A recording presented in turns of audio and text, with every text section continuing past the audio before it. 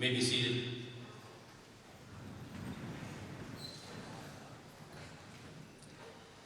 As usual, a couple house cleaning issues here. City pictures. If you want city pictures, you need to go to the Boise State store by breakfast tomorrow so that we can get these printed and get them to you by Thursday afternoon. If you have money in the Boise State Bank, you need to get it out by Thursday dinner.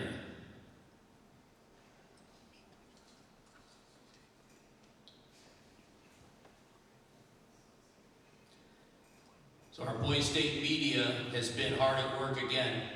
Let's see what they got for us tonight.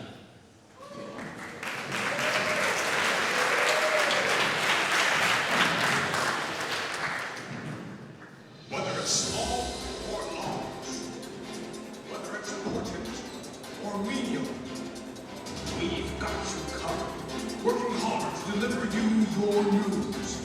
Reporting live, Eastern Illinois University, yes, Charleston, Illinois, it's the Boise State News Network!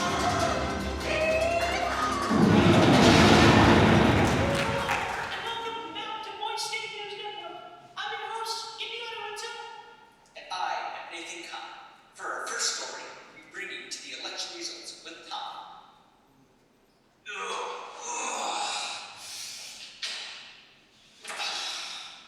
Election results. Nationalist Governor Harriet Warnsman, Lieutenant Governor Julian Hernandez, Secretary of State Isaiah Ingus, Attorney General Samuel Farrell, Comptroller, not a real thing, William Cramlett, Treasurer Patrick Compare. For the feds, the governor is not me. It's Zachary Geller. Lieutenant Governor is Andrew Sunshine Hemming. Secretary of State is Ezekiel Brown. Attorney General Logan Farquhar, not Farquad. The Comptroller is Dalton Leeser. That was some speech. Treasurer Jacob Torgeson. Also to everyone who participated in the Oration Scholarship today, I wish you the best. Back to you. Thank you, Tom. Now we will move on to Sorry, fogging my throat. Now we will move on to an interview with the right-on governor. Oh shoot, that's me.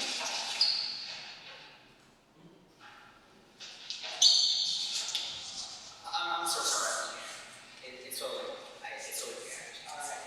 So, hello. I'm here with the write-in candidate for governor, and his name is Evan Schultz. Yes.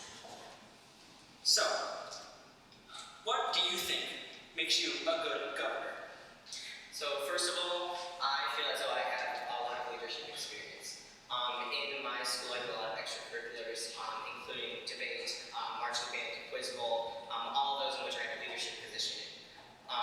Most significant of which is marching band, in which I'm a section leader for the entirety of the brass section. And I also have faced a lot of exclusion in my life. And so I know how it feels for people to be excluded from policy, excluded from making choices.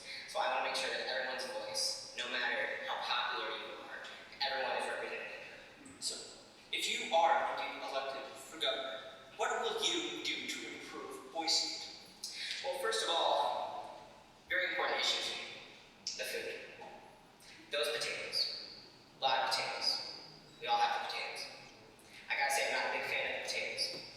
I would introduce a much better option.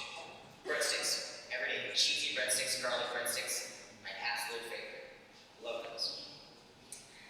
On a much more serious note, I think we all need more time to interact with each other.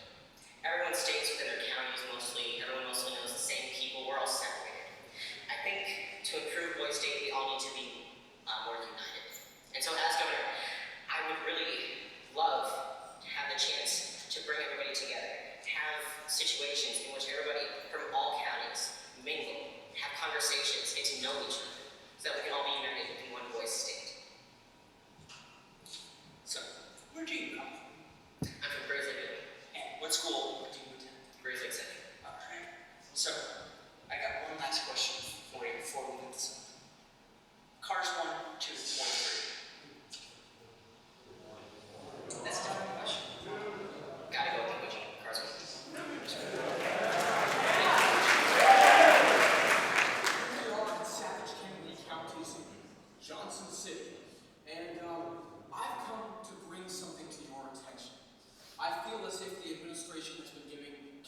Savage County special treatment.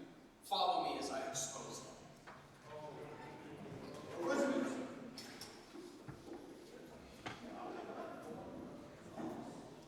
Lost them. There's something else I need you to see. Okay. This one.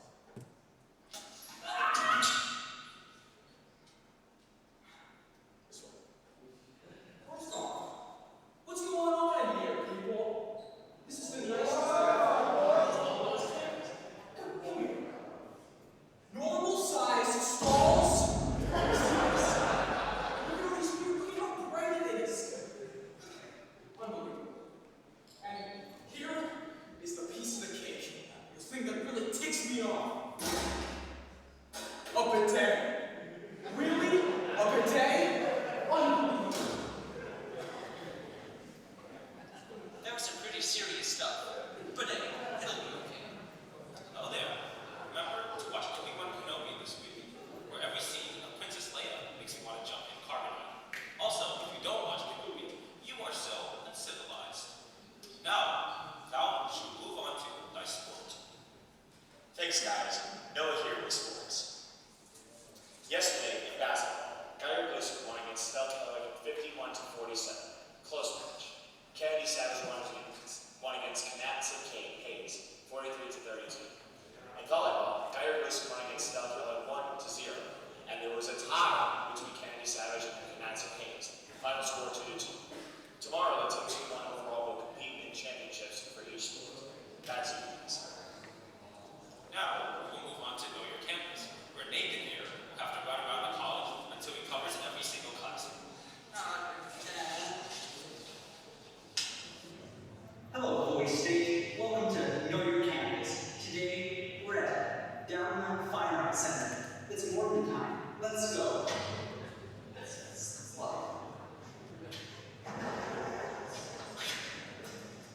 Here we are in the amazing Dvorak Concert Hall.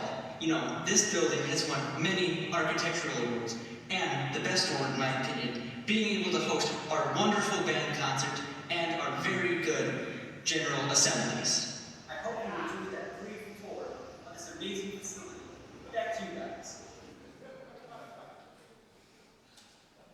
No wonder Liam talks to people. Hi, I'm Liam. Let's talk to people. Who's your favorite bilingual poet? The blue one? Who's your favorite drag queen?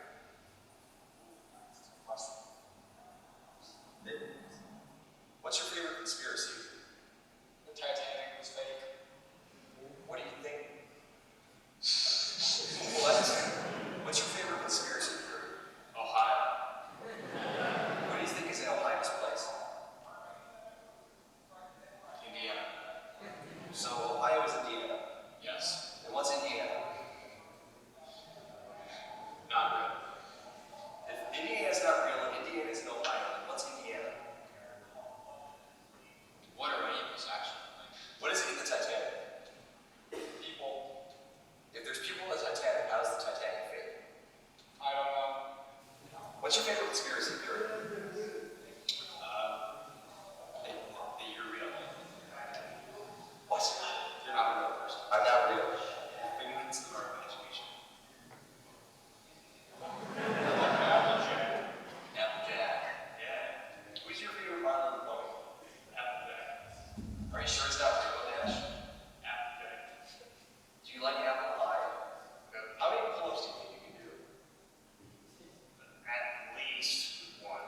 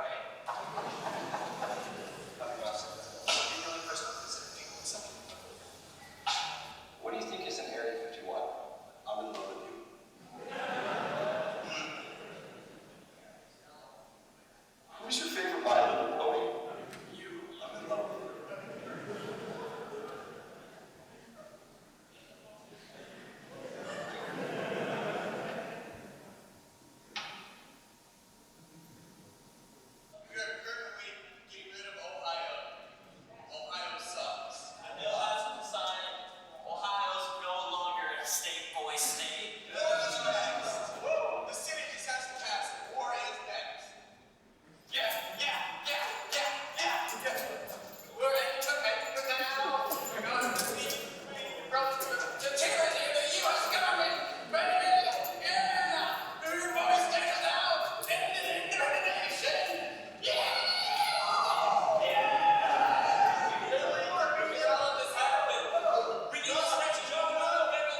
Who's your favorite My Little Pony? No comment.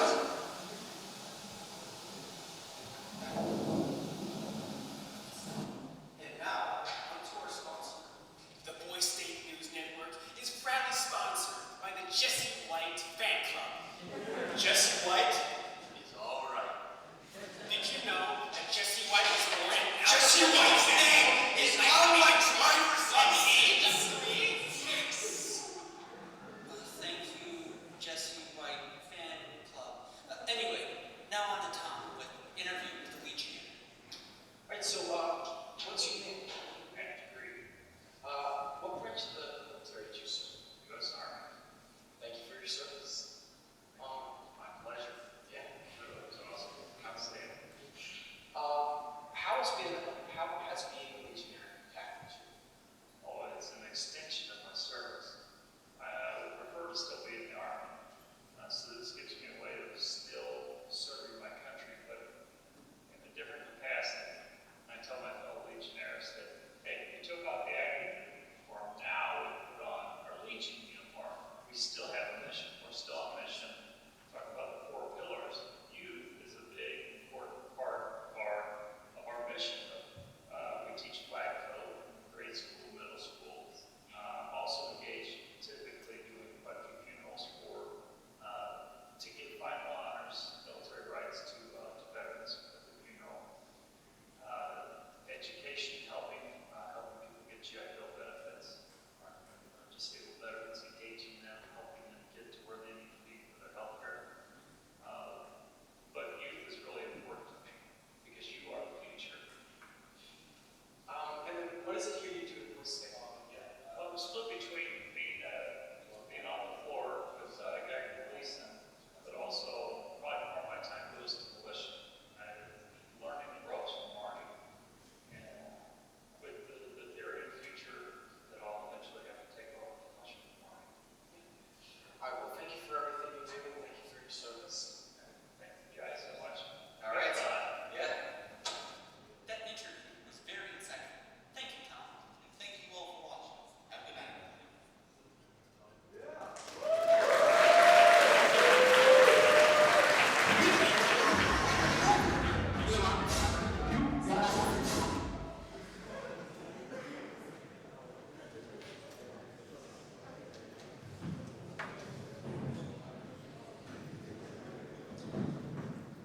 Okay, if I can ask you all to stand.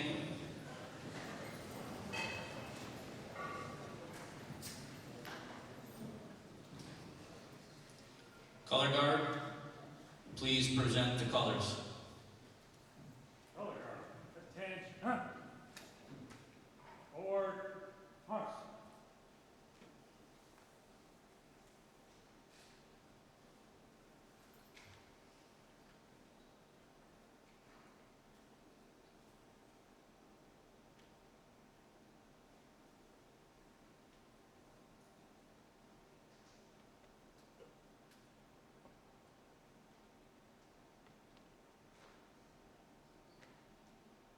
Out.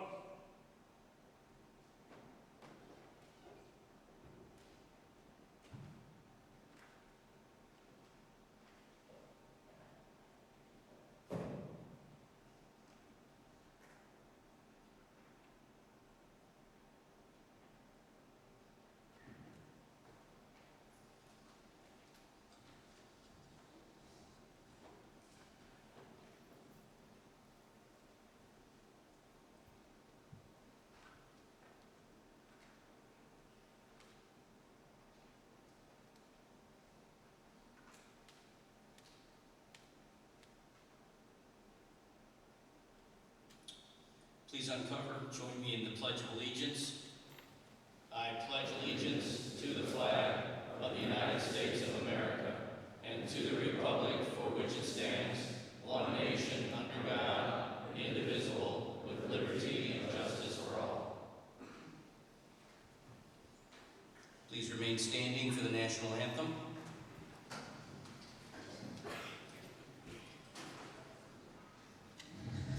join me.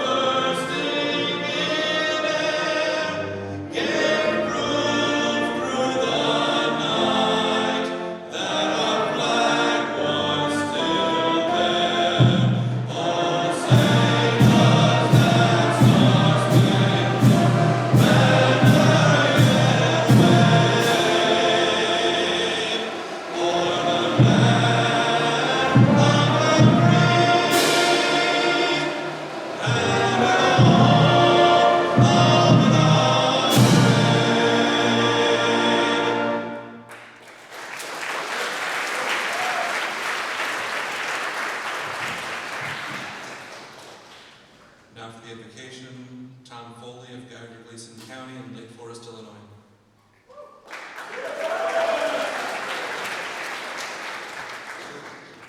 Please prepare yourself in a manner in accordance with your custom. Dear God, we thank you for the exhaustion we feel at the end of the day. We thank you for the hot and humid weather we've been having. We thank you for the lectures. We thank you for the naps.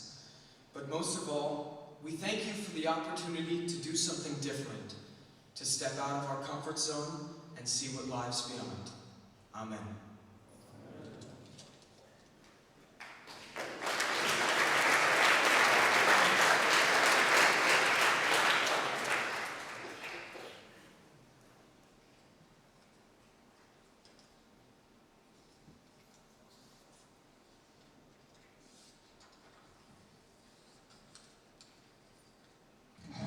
Sorry, you may be seated.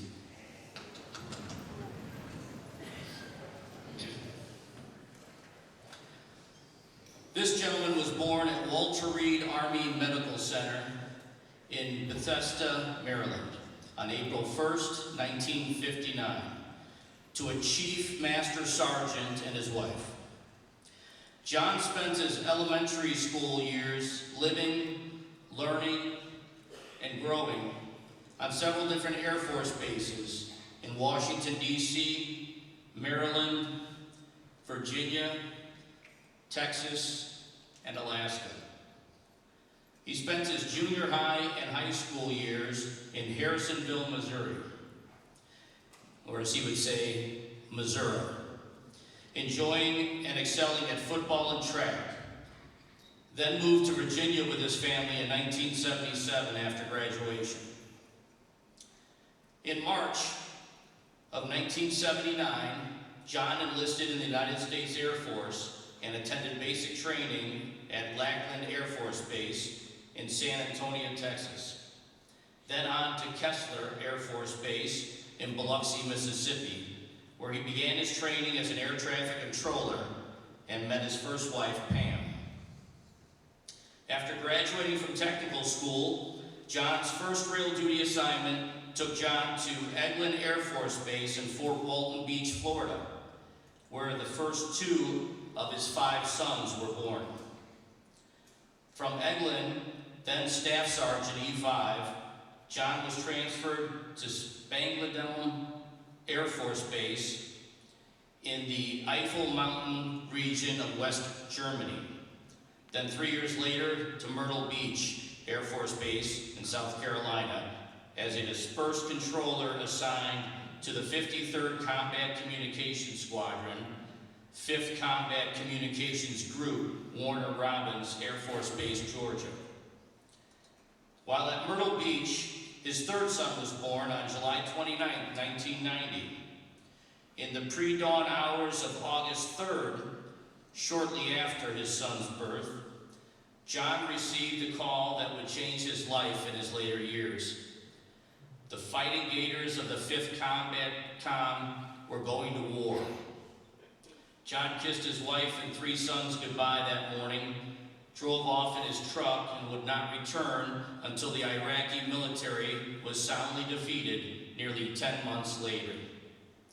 While in the Middle East, John and his buddies of the 53rd deployed to over a dozen locations in and around the UAE, Saudi Arabia, Oman, Kuwait, and Iraq, doing site surveys, setting up mobile radar units and towers, training local Arab officers how to use radar for air traffic control, and updating and training them in how the United States Air Force moves so many aircraft of different types safely through the skies, among other things.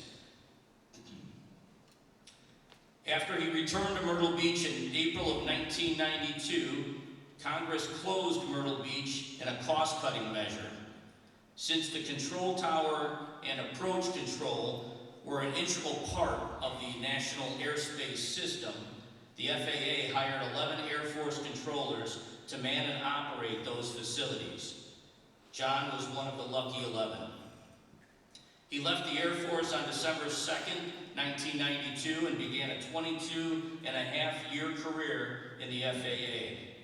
He worked in Myrtle Beach, Tracon Tower, Washington Air Route Traffic Control Center in Leesburg, Virginia, where he met and married his second wife, Diana. Shortly after that, his 5th son was born in February of 2000. That son, Joseph, is an alumni of the 83rd American Legion Premier Boy State Program, serving in Geiger County, Merritt City.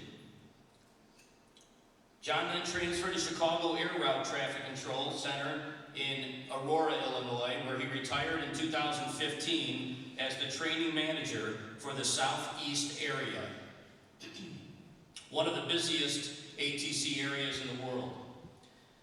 John now has 5 grandsons ranging in ages from 21 years old to 7 months old. In June 2020, during the time we should have been in Charleston, Illinois for Boys State, John was diagnosed with LGL leukemia, a result of toxic exposure during the Persian Gulf War. Fighting Gators never give up. They fight to the end. There are still a lot of years left in that old Gator. John stated, "I have truly been blessed to be a part of Premier Boys State and to be part of this wonderful program and see firsthand that our nation is in good hands because of the young men like you and the staff here that dedicate themselves to you and our nation. God bless you all." Gentlemen, I give you my military brother, a good friend, Premier Boys State Board Secretary, and this program's Director of Administration, John B. Reese.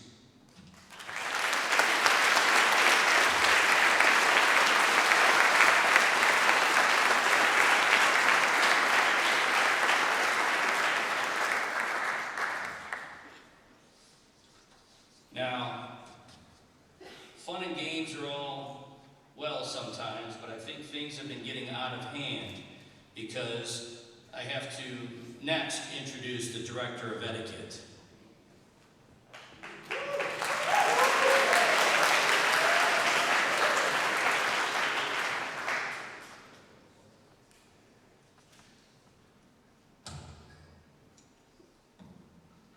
You went and had to do it, didn't you? You just had to do it. Couldn't help yourselves. That's fine. All right. Let's talk about it a little bit. Couldn't leave it alone. Had to be funny. Well, now I hope you're happy. Our intrepid World War II veteran, Ronald, had made his way to the cafeteria this morning for his breakfast oatmeal, as he's fond of soft foods, as you would be as a 97-year-old World War II veteran. Well, I don't know if you guys had it planned out or not, but one of you Eisenheimers started the ball rolling as you approached Ronald and just out of the blue said, "I love you." At which point you gave him a big hug and a shocked Ronald muttered in your ear, "I love you too." Which is when the second one of you did the same thing, then the third, and on down the line. Born in 1925 to William F. and Virginia Cornmuscle, Ronald J. Cornmuscle departed this earth at 10:32 a.m. after a heroic battle with embarrassment. Ronald was 97 years old at the time of his passing, a passing which was completely avoidable and likely criminal. He is survived by his wife of 74 years, Dolores Cornmuscle. Dolores, now 95 years old, as Ronald apparently liked him young, graciously has agreed to A, not sue us, and join us here tonight in memory of her late husband. Max, if you could wheel out Mrs. Cornmuscle, escort her onto the stage now, please.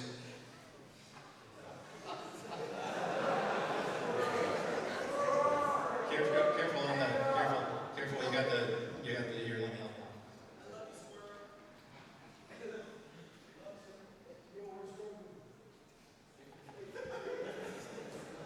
A little close to the edge there, Max. You okay? You got the. Are you still? You still got the sniffles? Did you take that Zyrtec I gave you? Okay. Anyway, so what we would like to do tonight, and is what I think is very important for Mrs. Oh God! No, Max! Jeez, Max! God! No! Can we get a little? Can we get a little? Can we get a little? Can we get a little? Can we get a little? Oh God, no. Do we got it?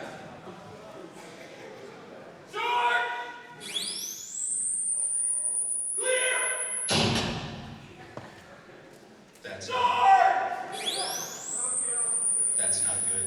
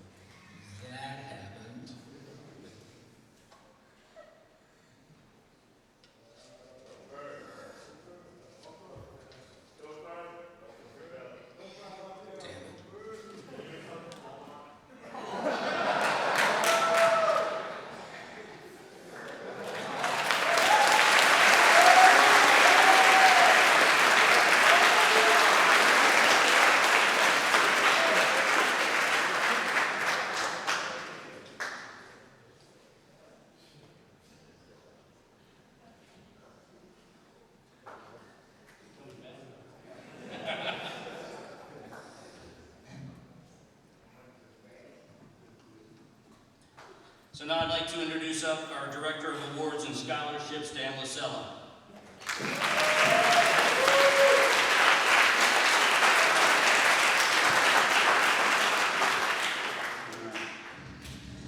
Glad the cops are busy.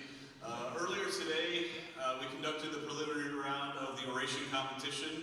I'm pleased to announce the following 9 gentlemen have advanced to the final round. I'll read the names in alphabetical order by last name.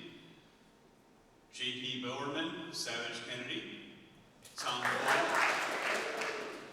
Foley, Geiger Gleason. Calvin Frank, Knatzer Hayes.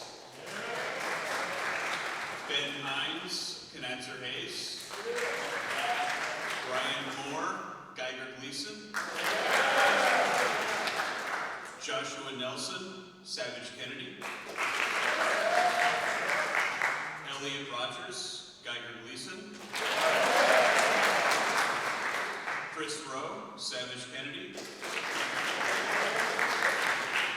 And Harlan Warnsman, Savage Kennedy.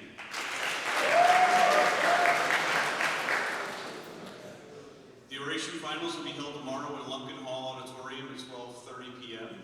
Oration finalists should eat lunch at about 11:45 and make every effort to be at Lumpkin by 12:20.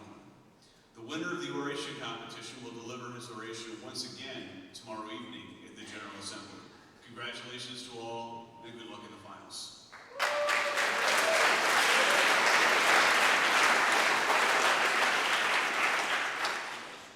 All right. We have the flag. All right. Once again, we are awarding the Model County flag. Maybe not a flag, but I'll let you know who the Model County of the day was. Based on your participation in activities and the outcome of various sports competitions today, today's Model County is Guy Gleason.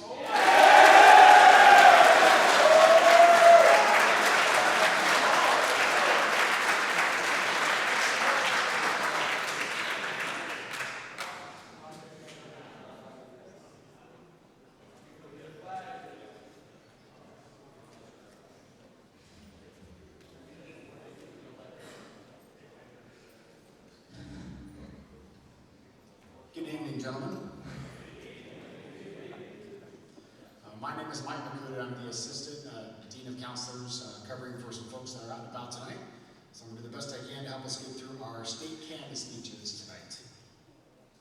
Earlier today, you each voted in a primary election to select the Federalist and Nationalist Party candidates for each of the 6 statewide offices. Tonight, you have the opportunity to hear from each of those candidates to assist you in making your selection in tomorrow's statewide general election. We will begin with speeches from the candidates for treasurer, followed by the candidates for controller, then attorney general, then secretary of state, lieutenant governor, and finally governor. By a flip of a coin, the Federalist Party candidate for each office will speak first. Candidates will get 3 minutes, except for the governor candidates who will get 5 minutes. At the conclusion of the speeches by the candidates for governor, we will then hold a gubernatorial debate. We're ready, gentlemen? Okay. I'm going to move to a different mic and get out of the way.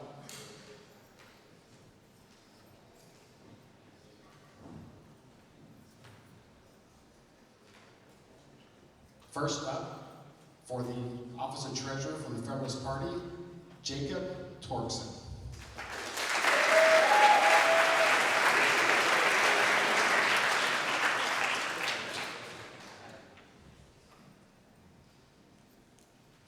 Good evening, my fellow colleagues and officials of Boise State. I'm Jacob Torgerson, and I'm running for treasurer. I've been a member of the Sons of the American Legion ever since my dad signed me up when I was just 3. Ever since I've been conscious, I've been volunteering. From handing out plates of food on Mother's Day to the Memorial Day Parade, I truly know what it means to give back. I hope all of you do as well. My friends, family, and even co-workers will tell you the same. I'm a hardworking and genuinely caring individual. After dealing with almost crippling anxiety for around 4 years now, I also understand just how uncomfortable and trapped a human can be. Because of this, I care about all of you. Lots of other candidates will come up here and tell you the same, that they care. All they want is your vote. While your vote matters a lot to me, what matters most is you and your well-being. Over these last couple days, I have had the wonderful opportunity to meet a lot of you. I've made personal connections with every one of your speeches and stories. I've laughed with you and even cried with you. It's an honor to call most of you my friend and even brother. With that being said, I care very deeply about every one of you. No matter win or lose, if you genuinely need someone, don't be afraid to reach out. I will be there. I understand far too well, unfortunately. I didn't always have someone, hence why that offer is always on the table. As a treasurer, I will of course make sure we are financially set and a proper budget is set up and maintained. being a son of the American Legion for long enough, I became the Sergeant at Arms. A leadership role doesn't scare me. I know if I'm elected, I will make sure everybody feels cared and appreciated for. While managing the funds is my job, you and your pursuit of happiness is my number one. I will never forget your stories. They have and will stick with me for the rest of my life. Thank you all for everything, and vote Jacob Torgerson for treasurer.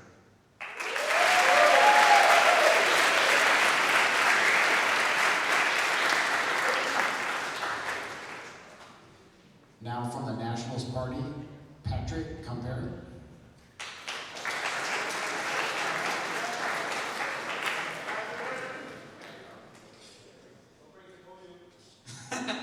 Sorry.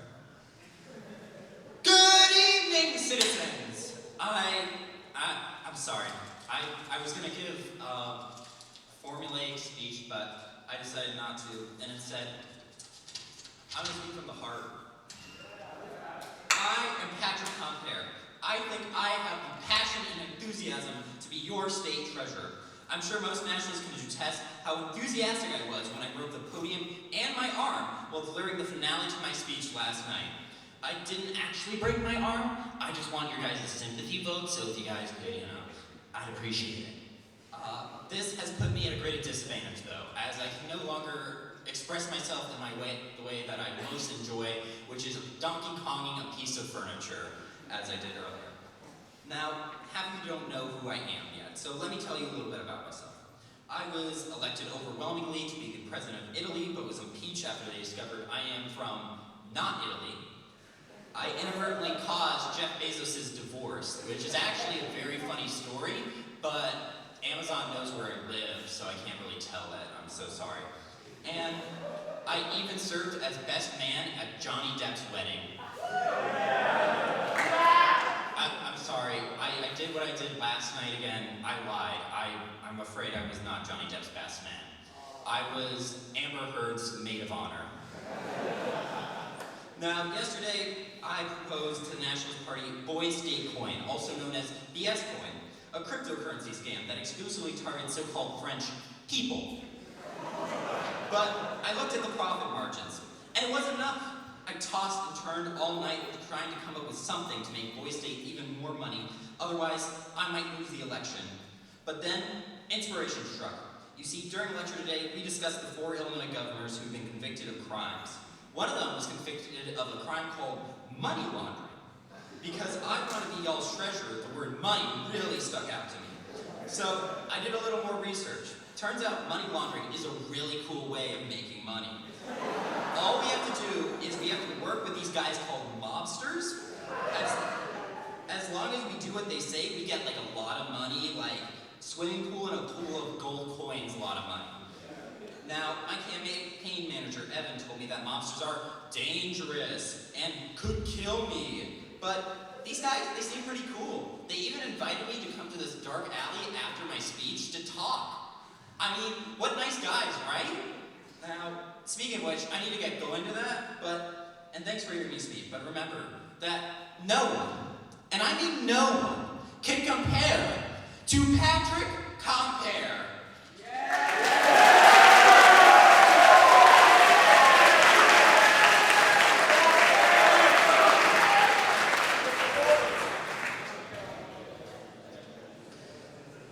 And the last candidate for treasurer as a writing candidate is Ishraq Jalaluddin.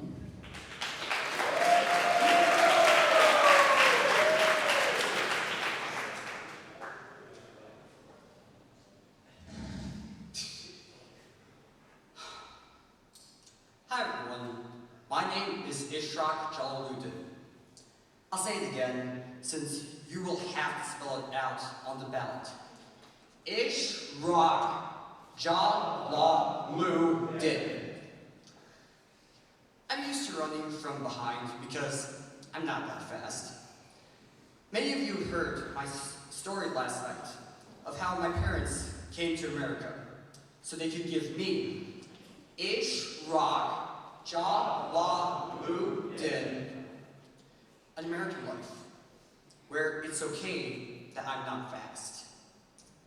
I spoke last night about their journey and the lessons it has taught me. My roots are in Bangladesh, but my heart is here, in the land of the free and the home of the brave. For instance, my name, Ishraq Jalaluddin, means morning. My parents chose that because I was born in the morning, and there's an Islamic prayer named after me. My parents picked up that name in Bangladesh. I also learned a lot from Bangladesh. For instance, I went there once and visited this uncle who was notable for claiming that he's immune from electric shocks. Want to guess why?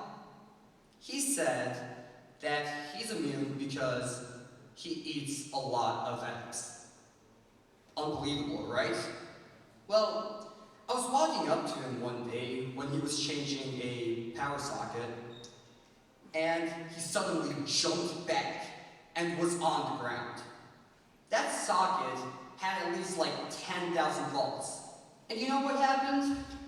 He just jumped back up, looked me in the eye, and said, "Did you see that? Ishraq Jalaluddin? Eggs work." So, if you're wondering why I so enthusiastically eat the scrambled eggs in the cafeteria, that's why. But I did not just learn scrambled egg powers from Bangladesh.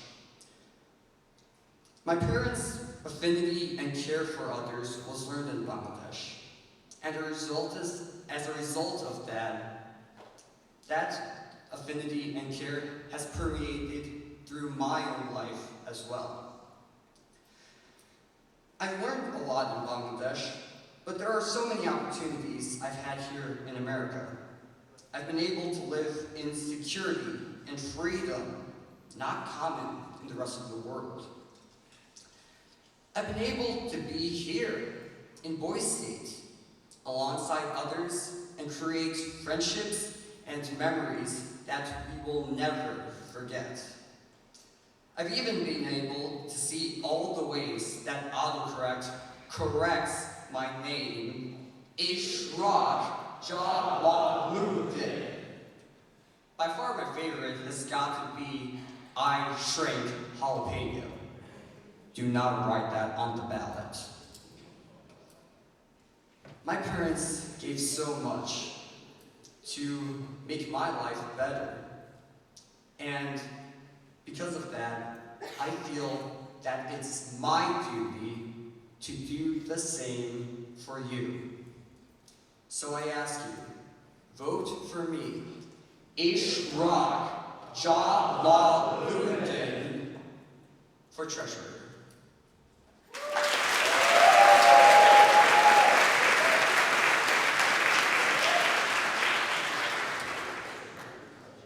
Next up for the office of controller from the Federalist Party, Dalton Leeser.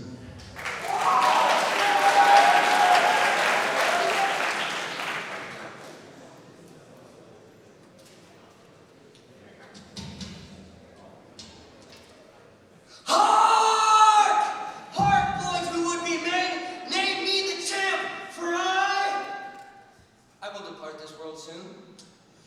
The bell has been rung. They come. They come. Boys! Dark is the song that has been sung.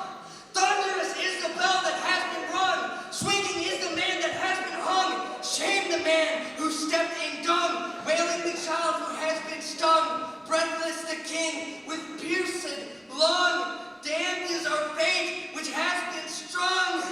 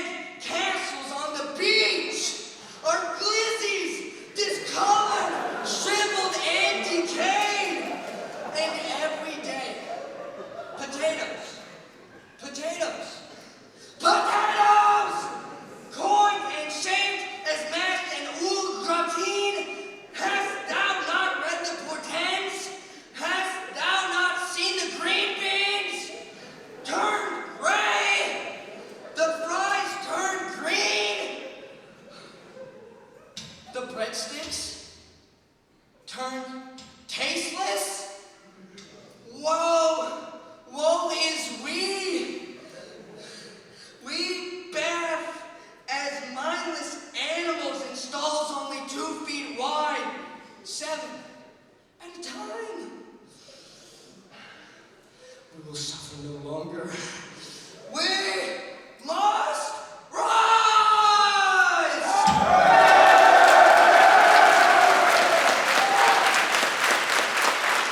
My name is Dalton Laser, sent by the great Uzabeth, and I shall lead the men and boys to victory on field of battle. I shall liberate and restore empty soccer fields with athletes and fame. Heed my word, boys, or you will be damned to be as crazy as me. Down!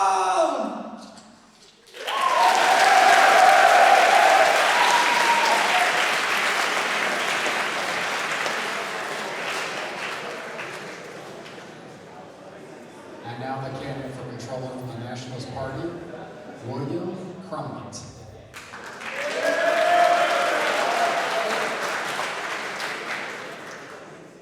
Unfortunately, guys, I'm not going to be yelling anything, but hopefully you can understand my speech at least. Hello, citizens. I'm William Crumlett. Other candidates may give you a fancy metaphor, elaborate childhood stories, crazy stuff. I'm going to be brutally honest with you tonight. I had absolutely zero aspirations of taking the role of comptroller. I accepted my role as state representative. It wasn't until 12 minutes before petitions were due that my city councilor, Josh, asked me if I wanted to get a state level position. I was like, sure. And next thing you know, I'm sprinting all around Coleman Hall asking anyone possible to sign my petition. I turned that petition in with only seconds to spare. After handing in my petition, I was like, Josh, what position did I even run for? He goes, you're running for comptroller. And I was like, what does that mean in English? The bumpy road to becoming comptroller was only beginning. This morning, I woke up puking my brains out. After visiting EIU's Health Services Department, I wasn't really sure if I would be up here tonight. However, through willpower, literally, ibuprofen and Dayquil, I wrote and am delivering you this speech tonight. My rivals may try to awe you with their qualifications, but let's face it, if you're here, you're a successful student. Looking into the crowd, I see class presidents, sport team captains, and top-performing students. What makes me so special? I wrote it on day one was something that sets me apart, my cowboy hat.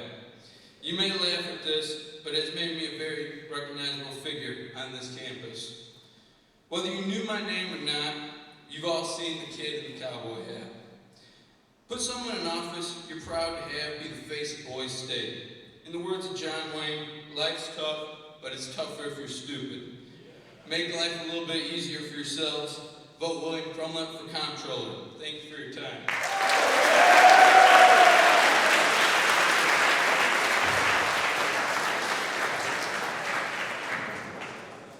And as a running candidate for the office of controller, Austin Cook.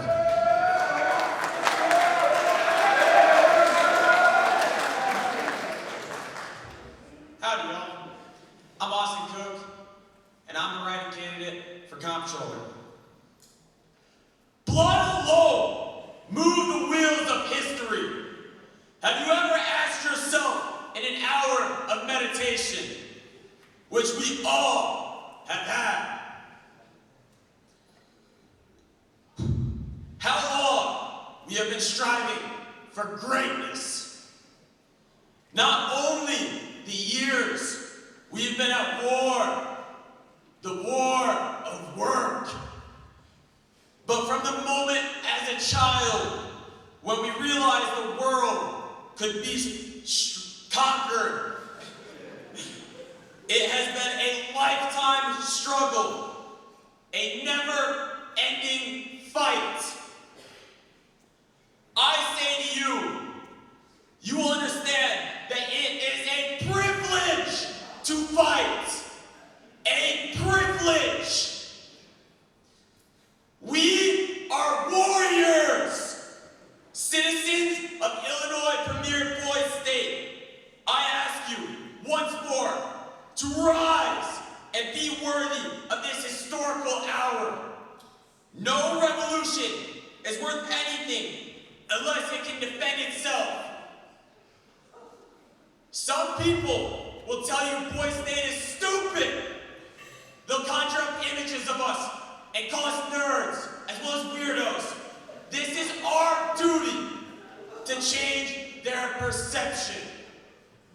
I say, Boys State citizens of the world, unite! We must never acquiesce, for it is together that we prevail. Say it with me.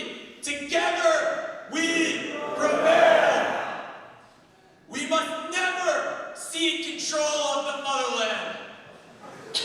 As Abraham Lincoln said, our democracy shall never perish from this earth. I will help us do this through my work as comptroller. Once again, my name is Austin Cook. When you spell it on the ballot, write A-U-S-T-O-N. There's not an I in my name because it's about you guys, not me. And then K-O-C-H for the last name.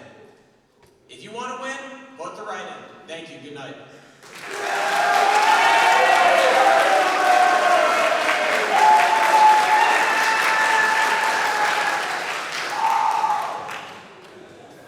And now, the Federalist candidate for Attorney General, Logan Farquhar.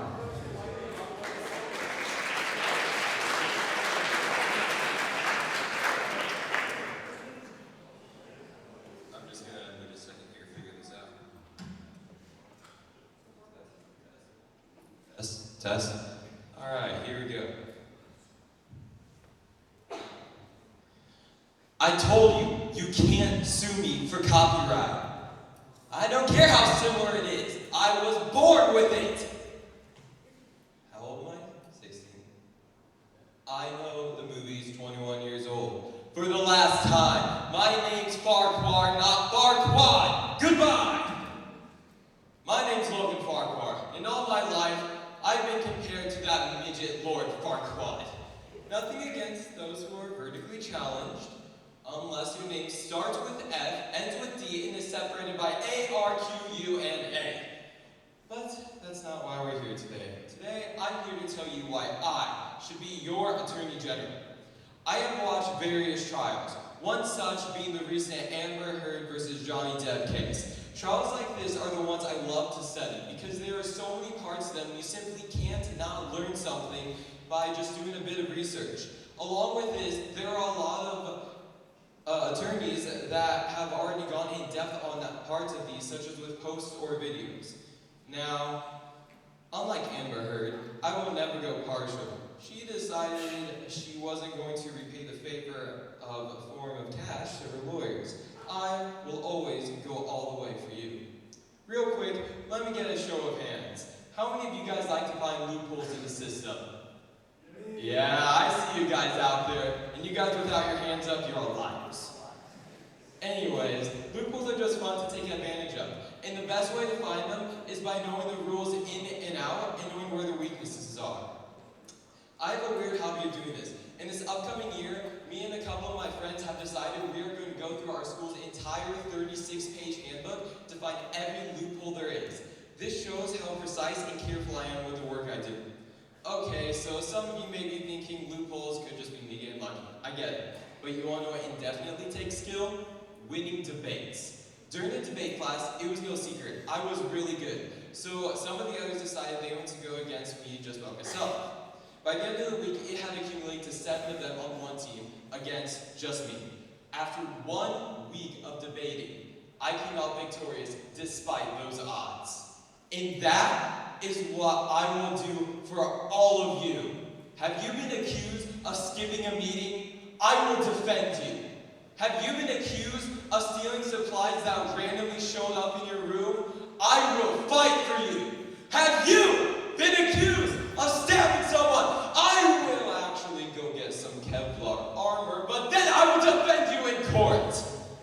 There are 3 things you need to win a case: alibis, witnesses, and evidence. And with that, I hope I have provided you with enough evidence as to why I, Logan Farquhar, should be your Attorney General. Vote for Quar, not for Quad, for Attorney General. Thank you.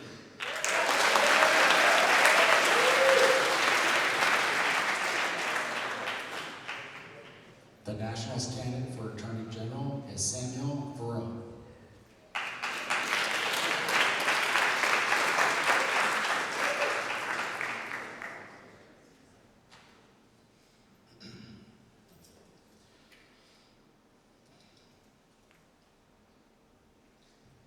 Hello, gentlemen. My name is Sam Farrell, and I'm running for Attorney General. I'd like to talk to you all about the wounds we endure, or more so, the wounds we inflict on ourselves. You see, I'm an introvert. I'm not a big fan of large parties or large crowds. My heart beats like a drum solo when I talk to my coach, large groups of people, or pretty girls.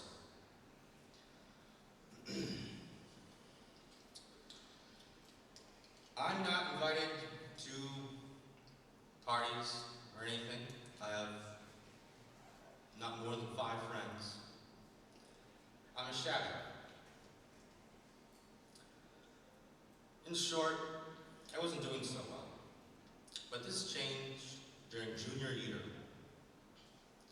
Before school started, I saw a quote by a gentleman, the name of Fernando Pessoa, actually. It went like this: I bear the wounds of all the battles I avoided. I thought about this for days, and then I got it. I got it. All those times I avoided going to the school games or school dances, it was not to avoid the pain of awkwardness or embarrassment. I gave myself the pain of regret.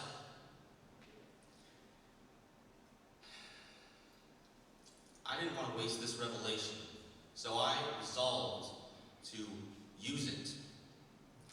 I tried out for the football team and I became a athlete.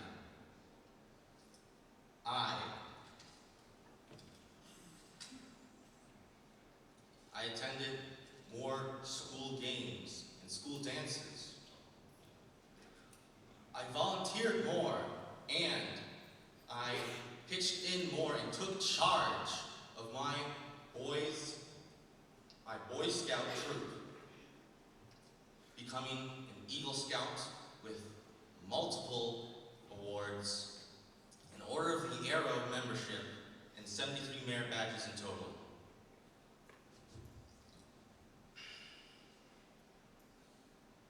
I even asked out 2 of those pretty girls, and one of them even said yes.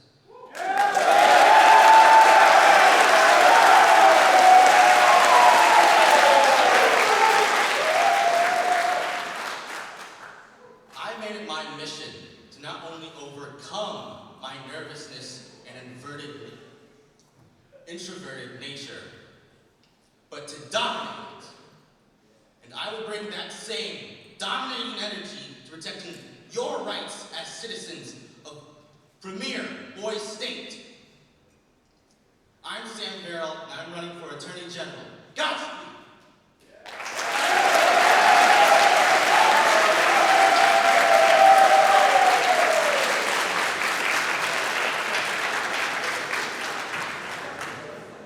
And now the Federalist candidate for the office of Secretary of State, Ezekiel Brown.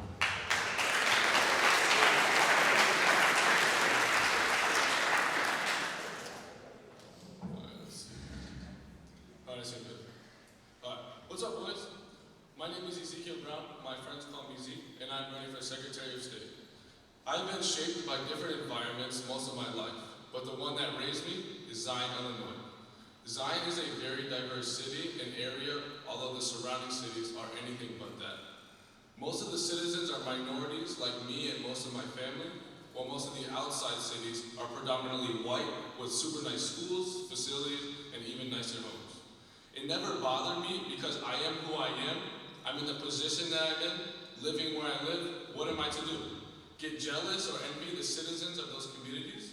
Negativity is not going to change anything.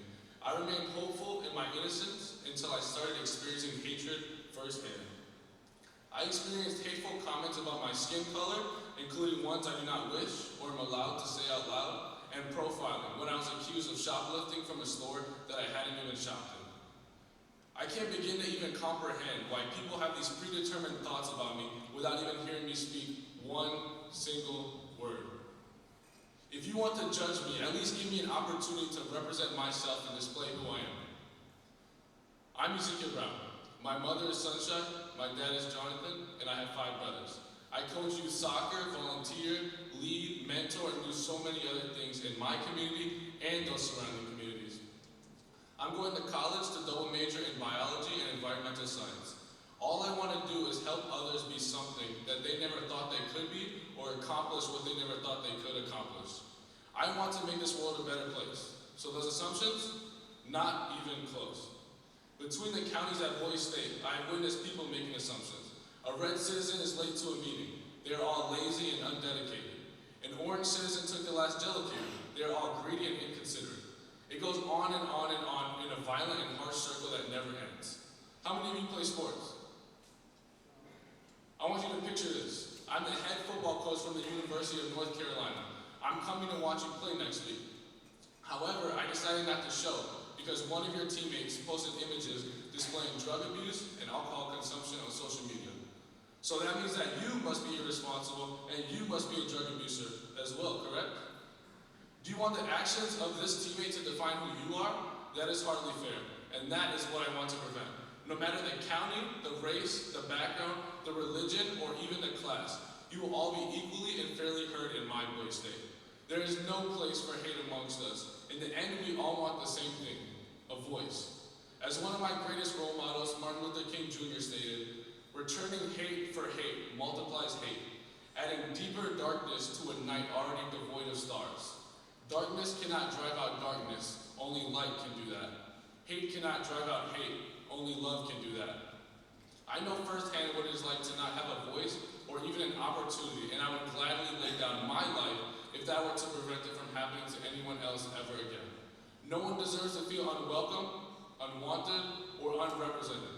So vote for me, Ezekiel Brown, and help me extend that love and that light to all of Boise State.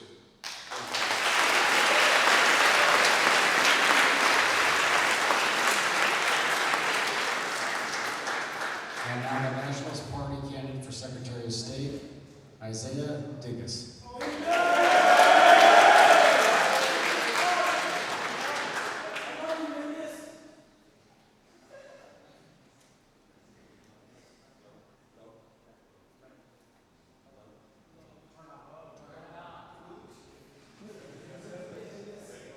Hello?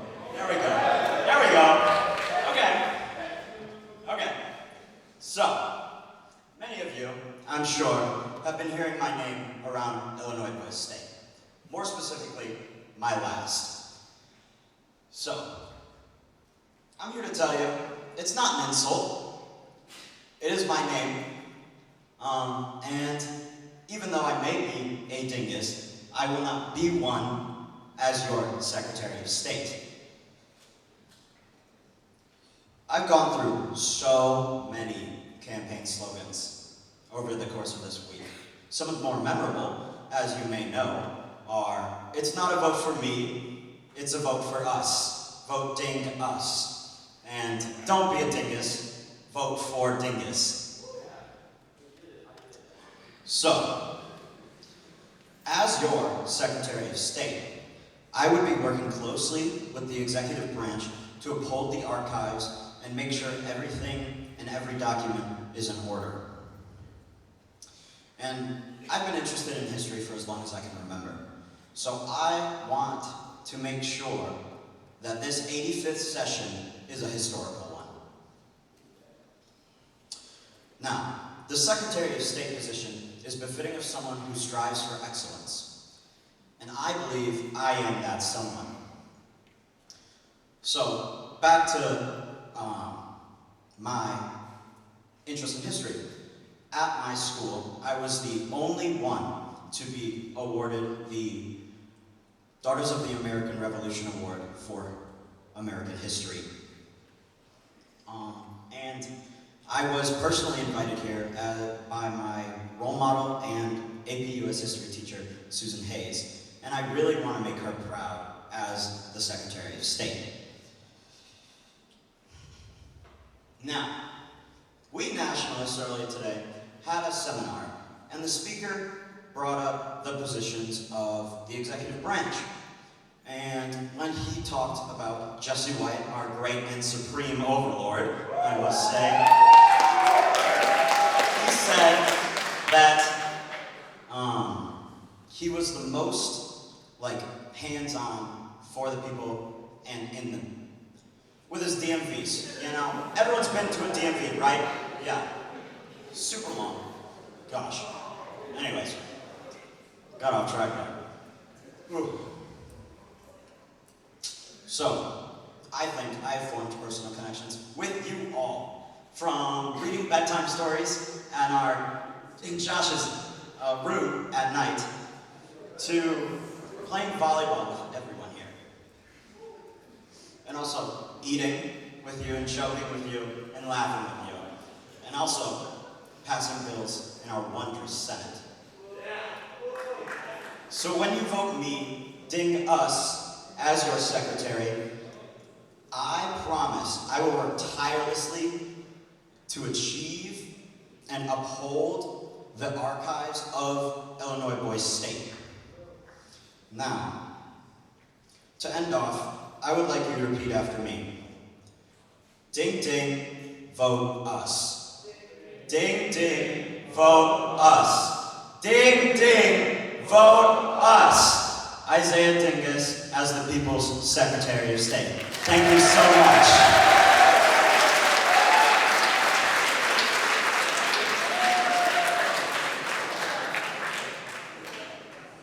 And now the Federalist candidate for Lieutenant Governor, Andrew Hemming.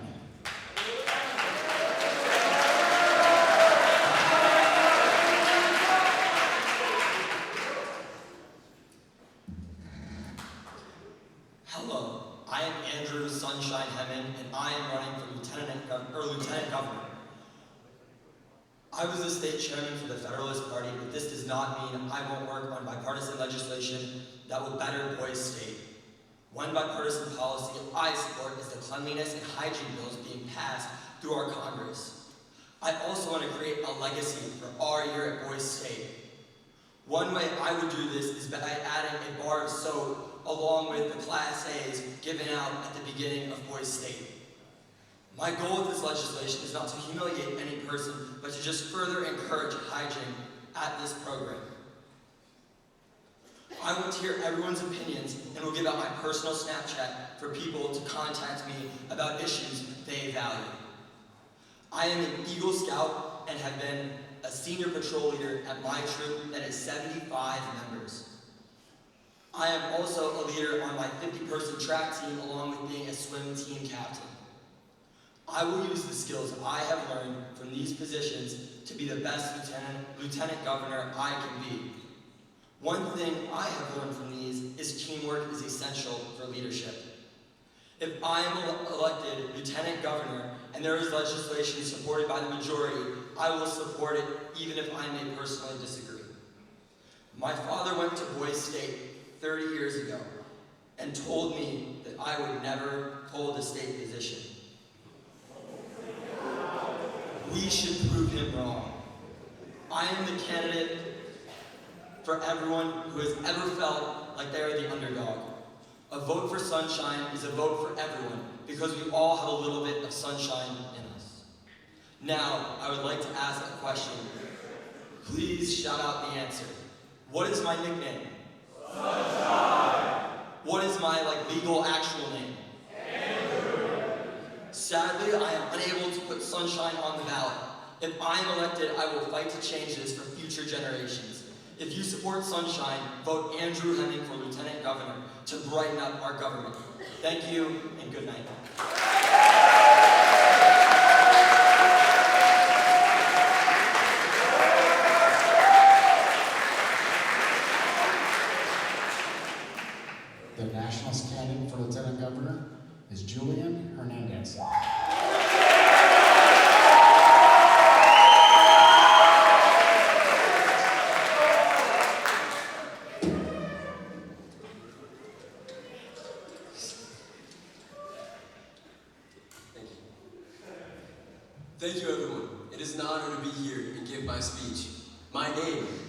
Hernandez, and I am running for Lieutenant Governor. Learning to lead in order to serve. Learning to lead in order to serve is a motto I was introduced to when I was 15, and I've carried it ever since I learned about it. So I ask you, here tonight, carve these words into your heart as you hear me speak. During the Memorial Day parade, I was put in charge of 39 freshmen because their instructor was sick with COVID. Imagine this, please. Noises everywhere, droves of people all around you, and cameras shoved into your face. You have to keep your cool. You have to maintain your bearing. Now, also imagine your recruiter is scoping you out, watching the way you lead because he knows how bad you want to be a Marine officer. This was what I was under. And I did it. I came with 39 freshmen, and I brought back home 39 freshmen. 39. I was anxious. Anything could have gone wrong. But it didn't. And I knew it wasn't going to. I wasn't going to let anything happen to my freshmen. Admiral Chester Nimitz once said this about the men who fought on Iwo Jima. Uncommon valor was a common virtue, and that uncommon valor he speaks of is strengthened by the common virtue here at Boise State. We are our generation's next leaders, so let me lead the next leaders. Joe Hernandez for Lieutenant Governor. Thank you.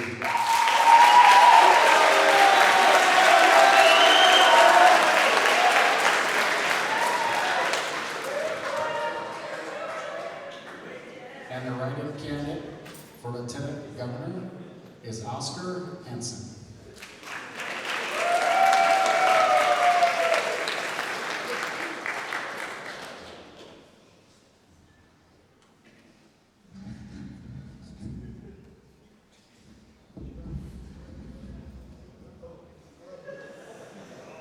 Everyone hear me all right?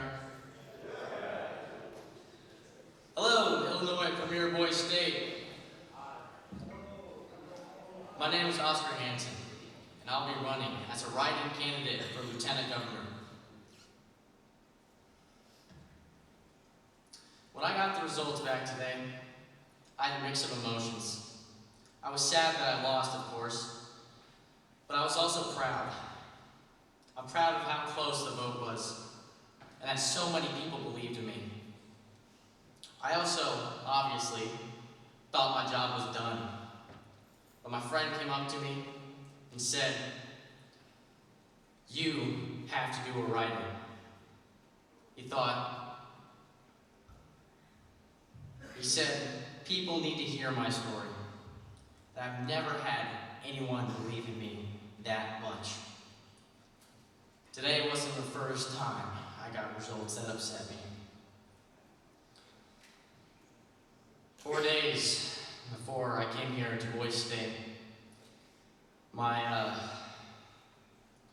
grandmother was diagnosed with ovarian cancer, something I'm obviously still processing. But I, Oscar Hansen, am here today to talk about leadership through adversity. Throughout the history of these United States, there have been many great leaders who have led the people of this country through hardship. General George Washington, Franklin D. Roosevelt, and Illinois native Abraham Lincoln, to name a few. The leaders that the fine people of this country have historically elected have guided them through moral ambiguity in American society, through devastating wars, even amongst ourselves, and through Great Depression, where starvation, disease, and poverty ran rampant. These leaders remained strong. No matter the difficulty they encountered, they stayed strong for us, the people of this great nation. We all have adversity in our lives, whether societal, familial, or personal. But I've always said, Don't just go through adversity, grow through it. Growing is what I, Oscar Hansen, have been doing here at Boise State. Growing for my family, my friends, growing for my hometown, and growing for all of you wonderful people I've come to love with all of my heart. I've been growing as a leader through my adversity and pushing you all to grow through yours. No matter if I'm elected or not, I, Oscar Hansen, will continue to lead this Illinois premier Boise State to grow, so it isn't just the first ever Boise State, but the best ever Boise State. My name is Oscar with a K, Hansen with an E, and I hope you draw a check box for me for Lieutenant Governor.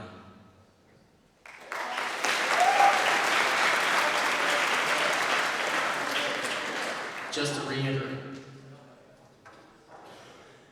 Oscar with a K, Hansen with an E. Oscar with a K, Hansen with an E. And please, draw that box and that line for me. Thank you. Love you all.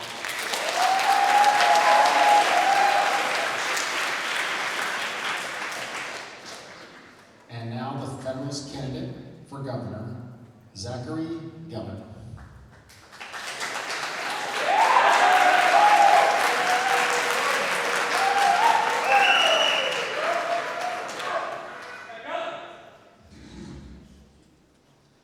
Good evening, everyone. My name is Zachary Geller, but before I get on with this, I would like to introduce my hero, TJ Matthews. TJ was my attorney, and he fought tooth and nail for me to get the freedom I deserved. He fought for me when I was sure I would be left alone in the dark. But TJ was there, and he did everything in his power to save me from the juvenile justice system. Because of TJ, I started to finally believe I would get to go home, and stay home. TJ gave me hope, something that I lost that fateful day.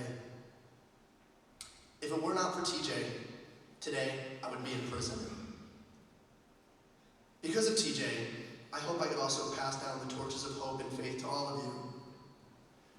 But I'm sure most of you may be wondering what I did to be put in that position. Well, be prepared, because everything I'm about to say is 100% true. For those who have not heard, I was arrested on August 24th, 2019. I was just 14 years old. But what led up to this? Well, to simplify, I got involved with the wrong people. They began to threaten me, telling me they would kill me, posting pictures of my house, and even an incident where I was assaulted at school. And one day, the very people who started it all tried to jump me at a homecoming parade. They followed me for 3 blocks before it happened. I was put into a situation where it was either him or me. And like a reasonable human being, I chose myself. That day, a kid almost lost his life, but was able to make a slow but surely recovery. While I was arrested and pending charges, I waited to see my family walk into the police station. The look of disgust, disappointment in their eyes, to see their son covered in the blood of another man. I was terrified. I felt as if now the whole world was against me. The state was pressing both high and low felony charges on me. I was terrified that I would be spending the rest of my life behind bars. But then I met my attorney, TJ Matthews. We talked about my case and discovered it was caught on a security camera, where we were now both set that it was blatant self-defense. I then spent the next 67 days in juvenile detention, but during my stay, the state's attorney tried to file a motion to transfer to adult court. The stakes were now much more grave. With facing a maximum sentence of 200+ years, which thankfully was denied twice. Then when I finally did get to go home, the challenge was not over. I still had issues at school. I had to fight in the court system to even attend school in person. I got there, the bullying did not stop. It was still there. People made crude nicknames like Stabby. It was just terrible. I see laughs in the crowd, and that's okay.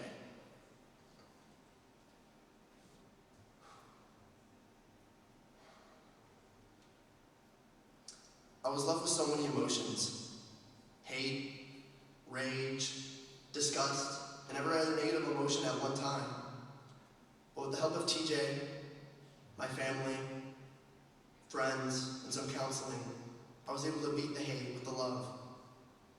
I finally began to look at my situation from a new perspective and got inspired, especially from TJ. I wanted to pursue law, to one day make a few changes to the juvenile court system, and to represent those who need me, like how I needed TJ. And in the end, I was able to overcome this challenging time, and was given the privilege to be here today, speaking to all of you at Boys State. When I first got here, I wasn't sure what to expect, but in the end, it exceeded my expectations. When I first got here, it was an amazing time. I had so much fun with all of you. So really, I want to thank everyone for making this time so memorable. I would like to thank the Legionnaires, the directors who run Boys State, the counselors, and especially all of you. My name is Zachary Geller, and I believe I would exceed at being governor. Thank you.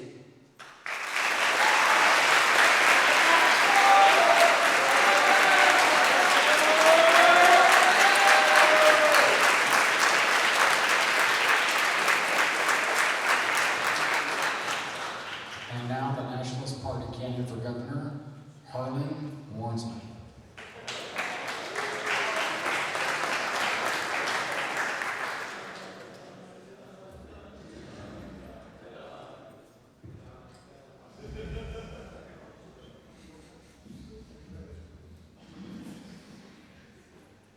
I think we're all good.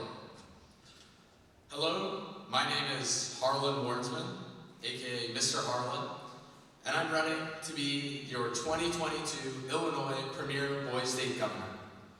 Before I begin, I'd like to say a few thank yous. First, I'd like to thank the Legionnaires and the American Legion for putting on this amazing program and giving everyone the opportunity to grow. I'd like to thank my counselors for constantly supporting and encouraging me. And I'd like to thank all of you who have supported my campaign, from talking for me, making signs for me, and most importantly, demonstrating your support at the ballot box. And finally, I'd like to thank the dining hall staff at Eastern Illinois for all of their creative uses of the potato. Truly, lunch was French fries, this morning was cheesy bake. I can't wait to see what tomorrow is going to bring. I, Harlan Warnsman, speak to you today not as the Nationalist for governor, but as a fellow citizen. I speak to you as that kid at basketball every day, the kid who plays too much ping pong, the one who scratches one too many times while playing pool, the one who skips the entree line to go right for the Jell-O cubes and the ice cream sandwiches. And for half of you, your student council president. And yes, if you've been wondering who everyone was trying to free today using the signs in the hallway, yes, that's me, Free Harlan. Today, I'm here to address the elephant in the room that everyone has been talking about. I'm going to own up to it. When I got canceled on stage, I learned, I listened, and I sincerely apologize. So here it goes. I'm gonna tell you. I was the one who said, I love you to Ronald on my way out of the elevator. I know, completely unacceptable. It'll never happen again. But I have to admit, it has. One day I was walking out through the laundry room on the phone with my mom, who of course was teaching me how to do my own laundry, and I hung up saying, I love you. And of course, Ronald happened to walk by and respond, rest in peace. Another time, I was playing basketball, and the referee called a foul. Being thankful for the foul call, I said, I love you. And of course, Sweet Ronald was the referee. As for everyone, Ronald loves me too. I was with him yesterday for breakfast. He wanted to talk, and I couldn't help but oblige. That Ronald, so wise, so caring, so lovable, he taught me how to be a leader using servant leadership. My lessons from Ronald will help me be the person who serves you as governor. I'm both the funny guy, the one that you can count on for a laugh, but also the one who will address your concerns with a serious attitude and one who wants to make change. I will act for each and every one of you. Thank you. My name is Harlan Wardsman, and I'm running to be your governor.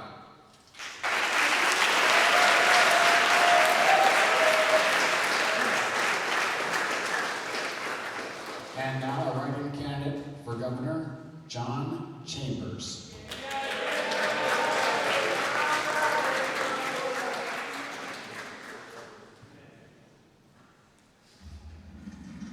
Hello, my name is John Chambers, and I am a write-in candidate for governor.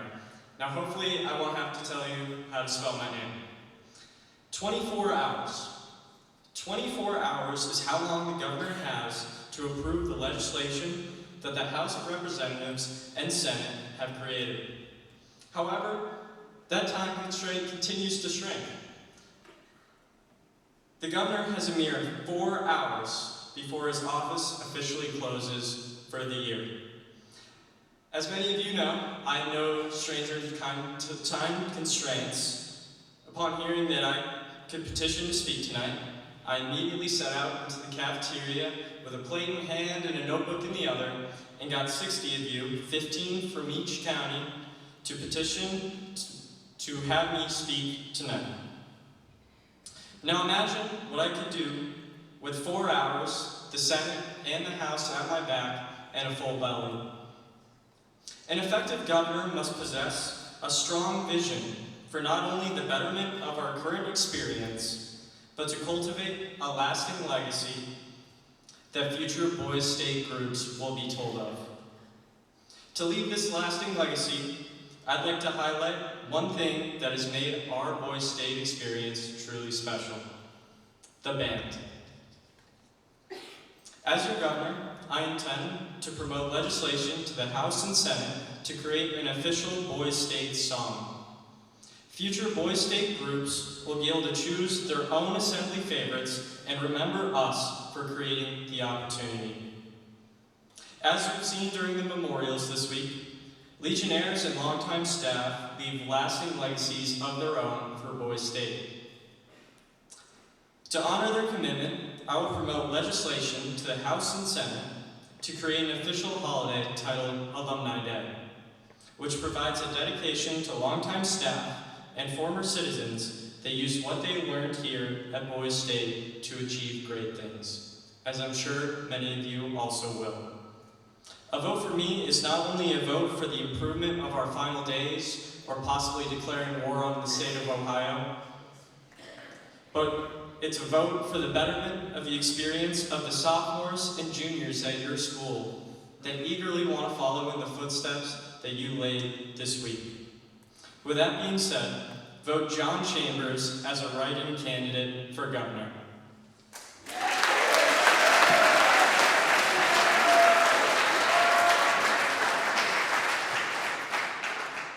Write-in candidate for governor, Evan Short.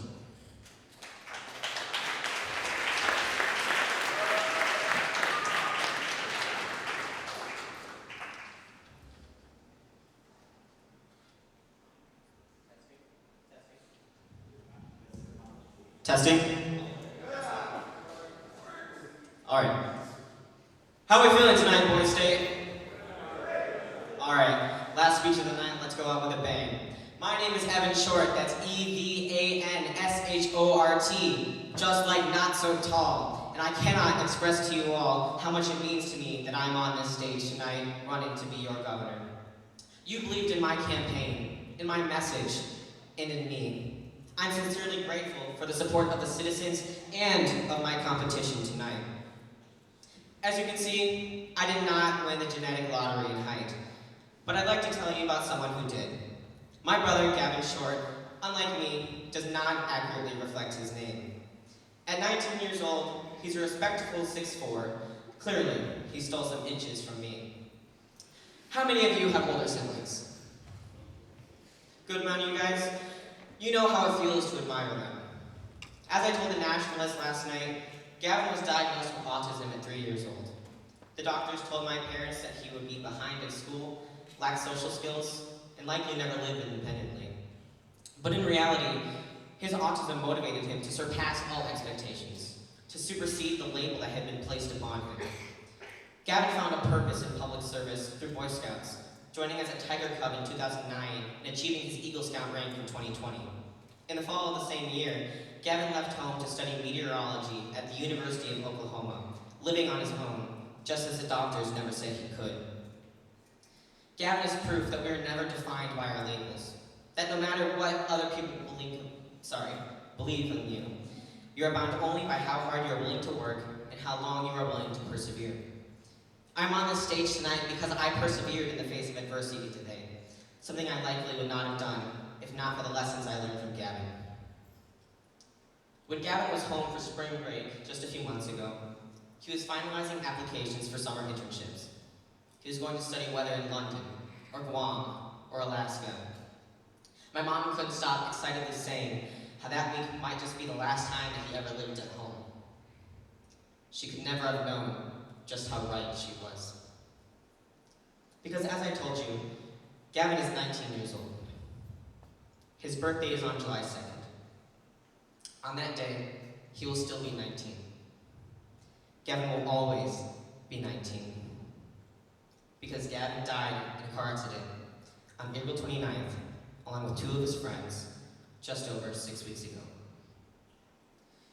I've never been afraid to die.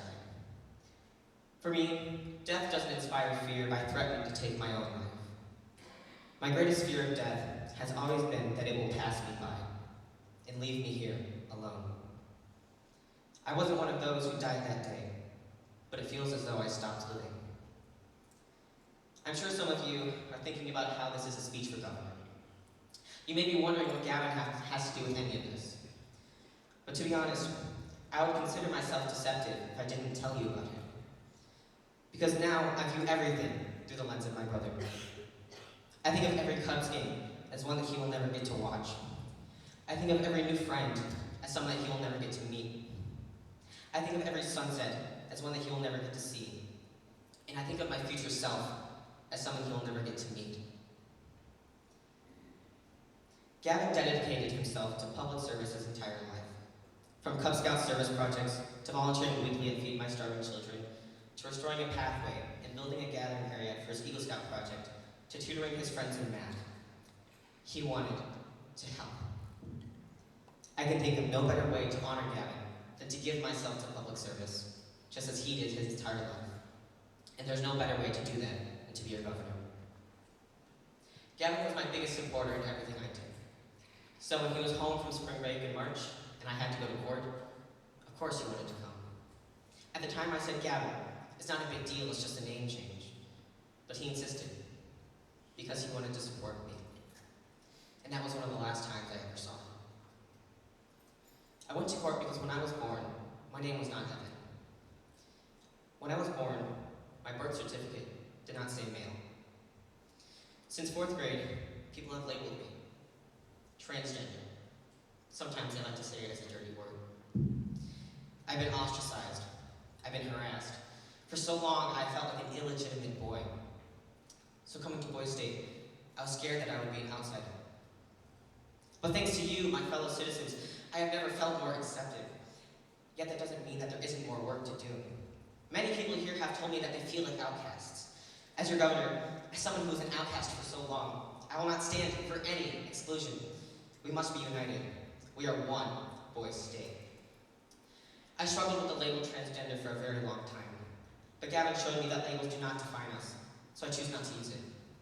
Instead, I am just a male. I am me. I am Evan Short. Please, if anything I said tonight resonated with you, write my name on your ballot tomorrow. Draw a box next to it, mark the box with an X, and label it governor. My name is Evan Short, EVANSHORT. Thank you all very much, and have a great night.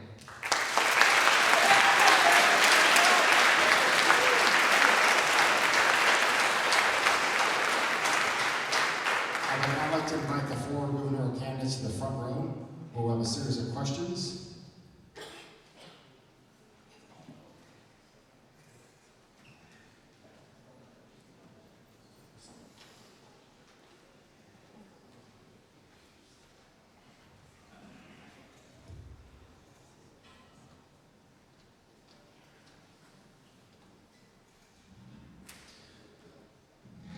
So gentlemen, we will have a series of questions asked, and we will alternate who is to speak first.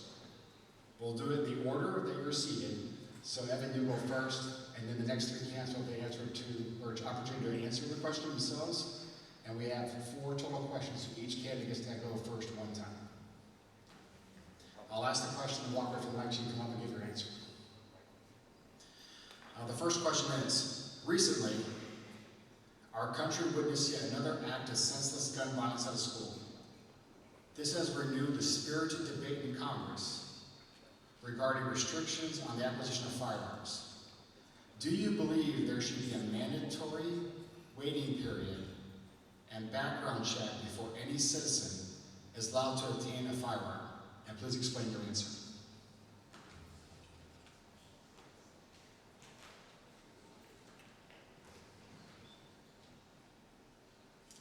Test. Okay, so as many of you nationalists may know, yesterday in my speech I talked about my grandfather's gun store. He opened in 1964 and it had to close in 2019 due to gun legislation. My mother, when my grandma died, took over the store, and she always followed the law, no matter whether it was good or bad, whether it helped the store or not.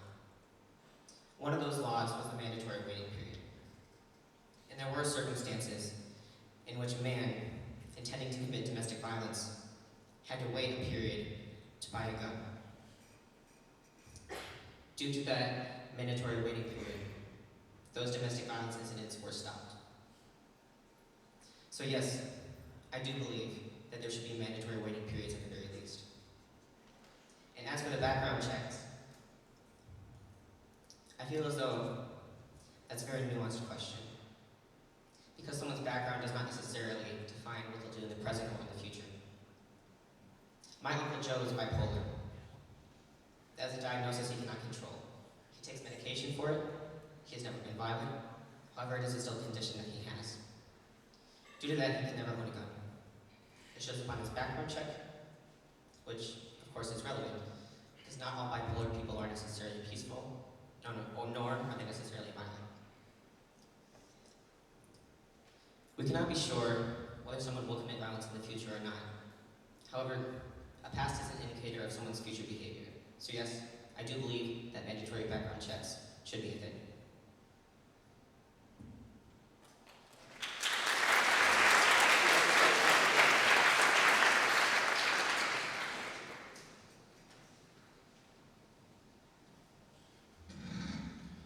My answer to that question would be yes. I believe we do need these background checks and a mandatory waiting time. I think within these background checks, we also need a check for mental health to see what is really causing this gun violence. Is it just the guns, or is it a combination of both the guns and mental health? So yes, I do believe we need both of those. I believe a good crackdown on mental health needs to be given and firm background checks.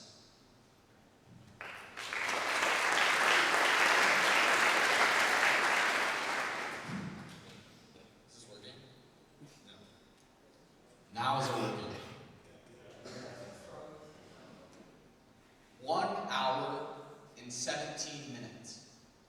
For 1 hour and 17 minutes, a bunch of 9-year-old 4th graders spent time with the shooter aiming to take their lives. For 1 hour and 17 minutes, while the police waited to respond. While the police sat outside thinking that it was a barricaded subject, they let those 4th grade children, the 9-year-olds, the 10-year-olds suffer. So yes, my answer to that question is yes. We need gun control legislation in this country. We need to certify people's background. We need mandatory background checks to ensure that people are mentally stable. We need to close the loopholes allowing people to garner such weaponry that can cause such damage. The ones that can shoot his grandmother in the face before he goes to shoot a bunch of 4th graders. And yes, we need a mandatory waiting period. So a guy who just was discharged from the hospital cannot come back to that same hospital and shoot the people inside. So yes, my answer to both of those questions is yes. Thank you.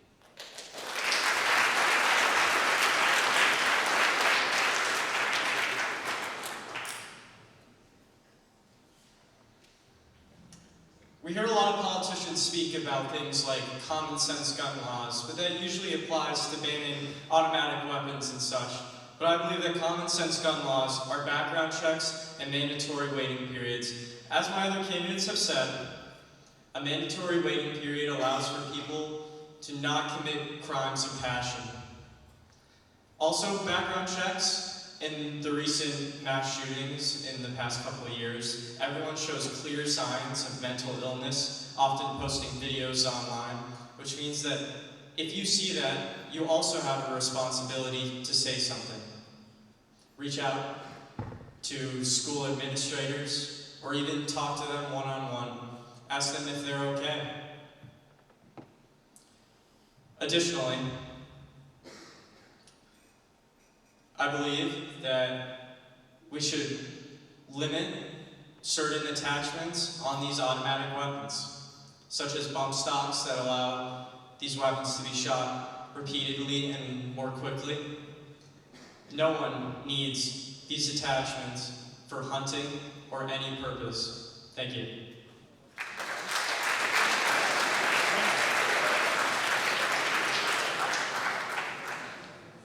Okay, Zachary, you'll answer first on the next question.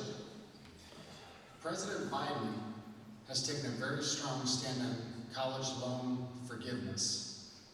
Please explain to us why you believe the proposed reform is a good idea or a bad idea.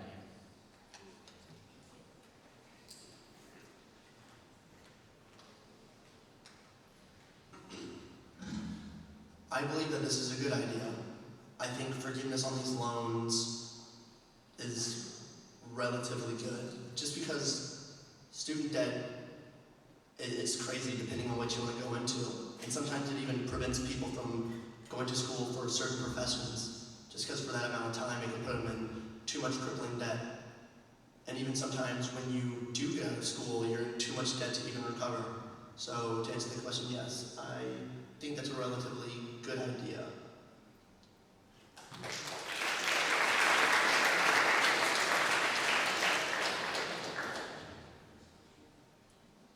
Does anyone know how much it costs to go?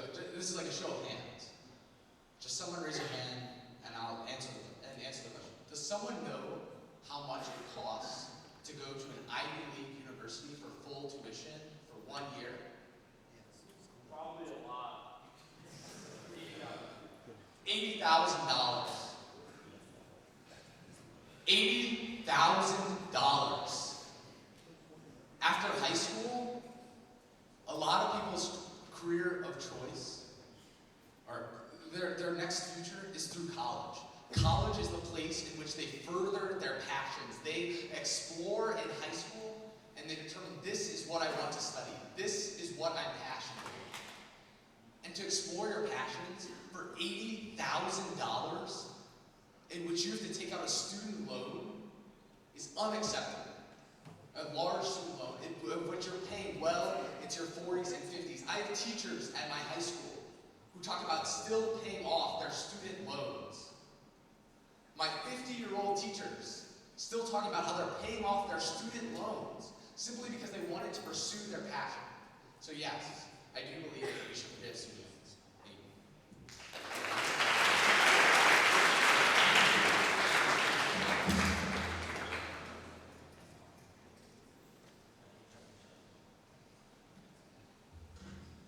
In recent years, the American education system has been falling behind the rest of the world. Countries like China are producing the top engineers in the world, top inventors, top scientists, which is why we need to encourage more students here to be able to attend universities and higher education. In order to do this, we need some sort of student loan forgiveness or laws that prevent price gouging in college tuition.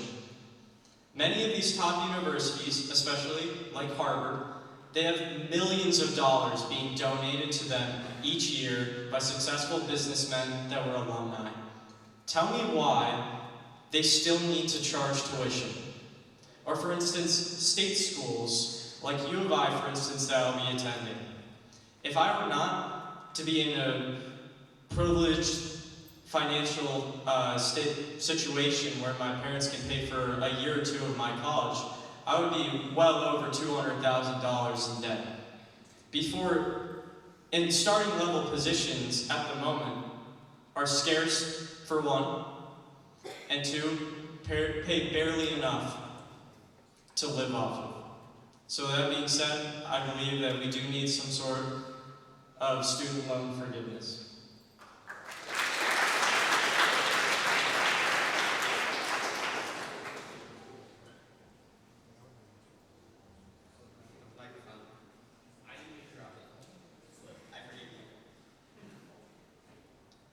Yes, I agree with all the rest of the candidates. I also agree that we should forgive student loans in this country, particularly in a country in which you need more and more education for more and more careers. The rate at which student loans are increasing is simply not feasible. As you are all aware, the rate of inflation is also increasing far more than the rate of minimum wage. So more and more people cannot pay their bills, they cannot pay their debts, they cannot pay for simple necessities in life. Why should they pay as much money as they need to in this country to get an education, to get a job? Yes, we need to forgive student loans.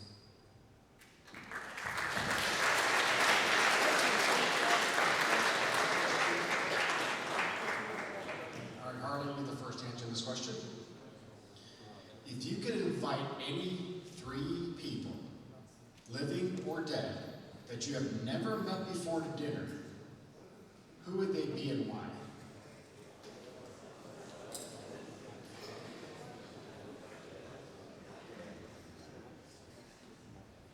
Well, I would say Barack Obama, but I've already met Barack Obama. I'm just kidding. If I could invite 3 people to any dinner, Abraham Lincoln, Michael Jordan, and Barack Obama. Thank you.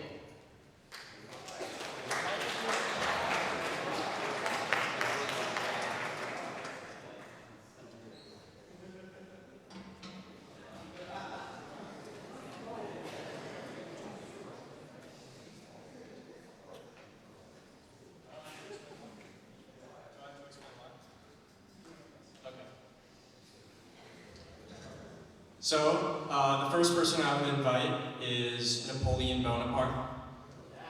Yeah. I would just like to know, for one, who was around him when he wrote the Napoleonic Codes, because that is what our legal system is based off of, and many things are adapted from. I would also like to ask him how it feels to conquer Europe. Secondly, I'd like to invite Jesse White,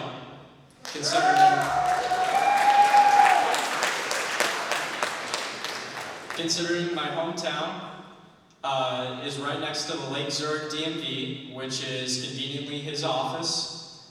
I had to return 3 times, wait 5 hours in line each time, and they still did not think that my father was my father.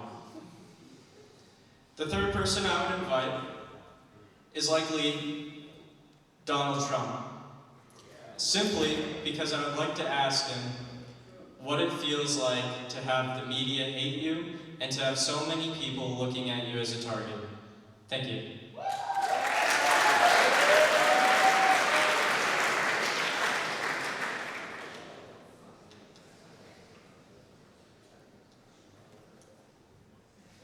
The first person I would invite to dinner is Stephen King, simply for the fact that I admire his novels and his storytelling style so much.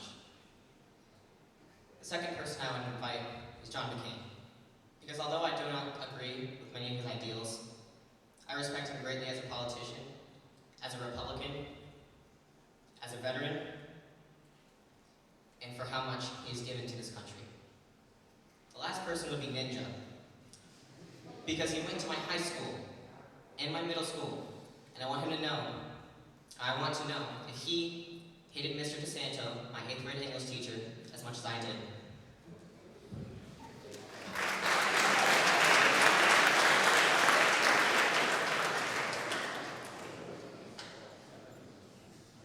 I would invite Elon Musk,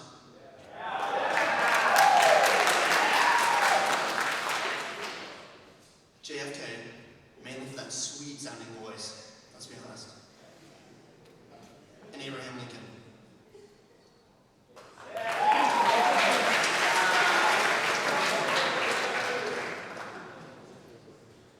And John Newell, this is the final question. You go first.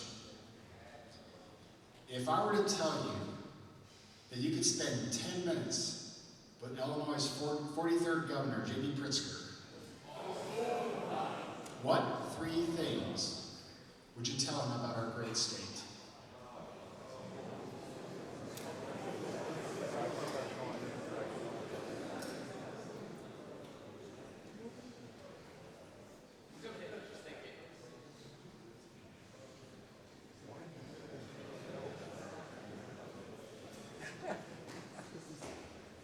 Firstly, I would like to tell him about the extremely great diversity we have in this state. Not based on ethnic or racial lines, but based on regional differences, like the urban versus the rural. For instance, I'm from the northern suburbs of Chicago. I'm from Mundelein. And I've met a lot of people this week that are from towns I've never heard of. From southern Illinois, I've heard of Carbondale. Know that one. That's about it. Also, I would love to tell them about the great city of Chicago and how they do the public facilities there. This last year, I took AP Euro and was able to go to the Art Institute to visit a lot of the art because the AP exam covers a lot about the art. And I absolutely loved it. It was my favorite high school experience. And the third thing that I would tell him is that he likely needs to change his YouTube ads because they're getting a little bit annoying. And that's all.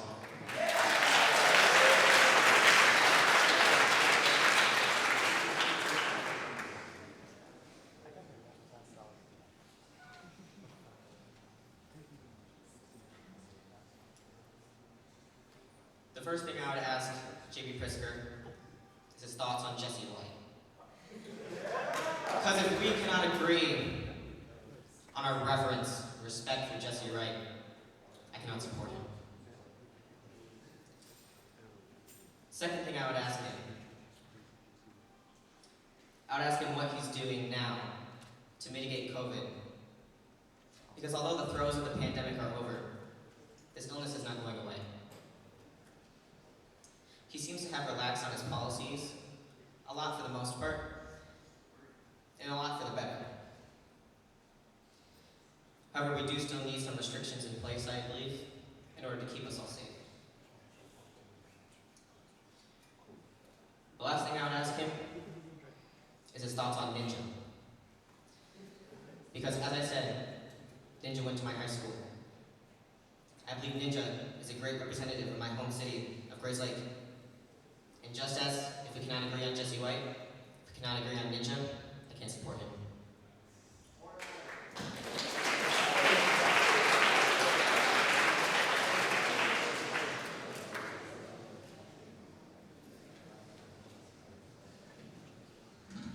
I would ask him 3 simple questions. 1, why Illinois gas has to be so absurdly high.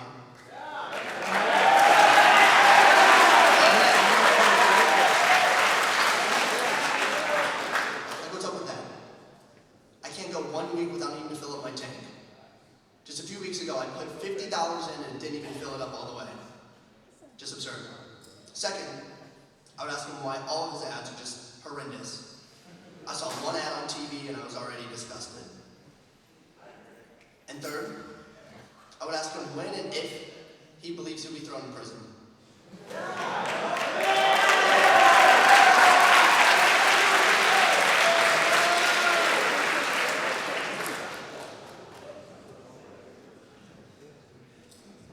I have a couple things to ask him, but I'll also do a few things to tell him, because the prompt can inform. But, question number one, how does he have such a good smile? I mean, those pearly whites, as he smiles at all those campaign ads. I mean, he's just that guy. Number two, do you all remember when JB was running for governor in 2018, how many ads there were about legalizing marijuana? I mean, that dude was obsessed with legalizing marijuana. So I wanted to ask him how he celebrated that day, that marijuana was finally legalized. Now, a couple things I tell him. One, I'd like to second what John said about the diversity. Me personally, I come from I used to live in a small town in Indiana, and then I moved to the Chicagoland area. But this place has really brought me back to my roots and what I loved about living in small town Indiana. I mean, to have a high school named after your school, named after your city, to have a high school of 300 people, I mean, it's truly meeting all new people is something that is amazing. Second thing, I told J.B. Pritzker about our rage against Ohio. Yesterday, or last week, I was in Ohio, up on like the north coast, and I walked those streets of Ohio. Basically, it was like a strip, like the LA Strip out west. It was for Ohioans. So it was just a downgraded version of California. And so I would tell J.B. Pritzker that we need to go after Ohio, and that our state is the only one that's willing to do so. And so that is what I'd ask and tell J.B. Pritzker. Thank you.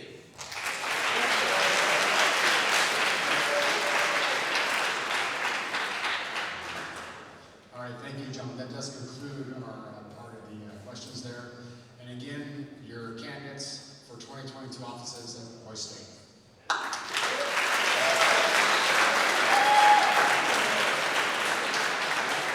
I'd like to now introduce Ann Chrismore, County Councilor, to talk about her flag.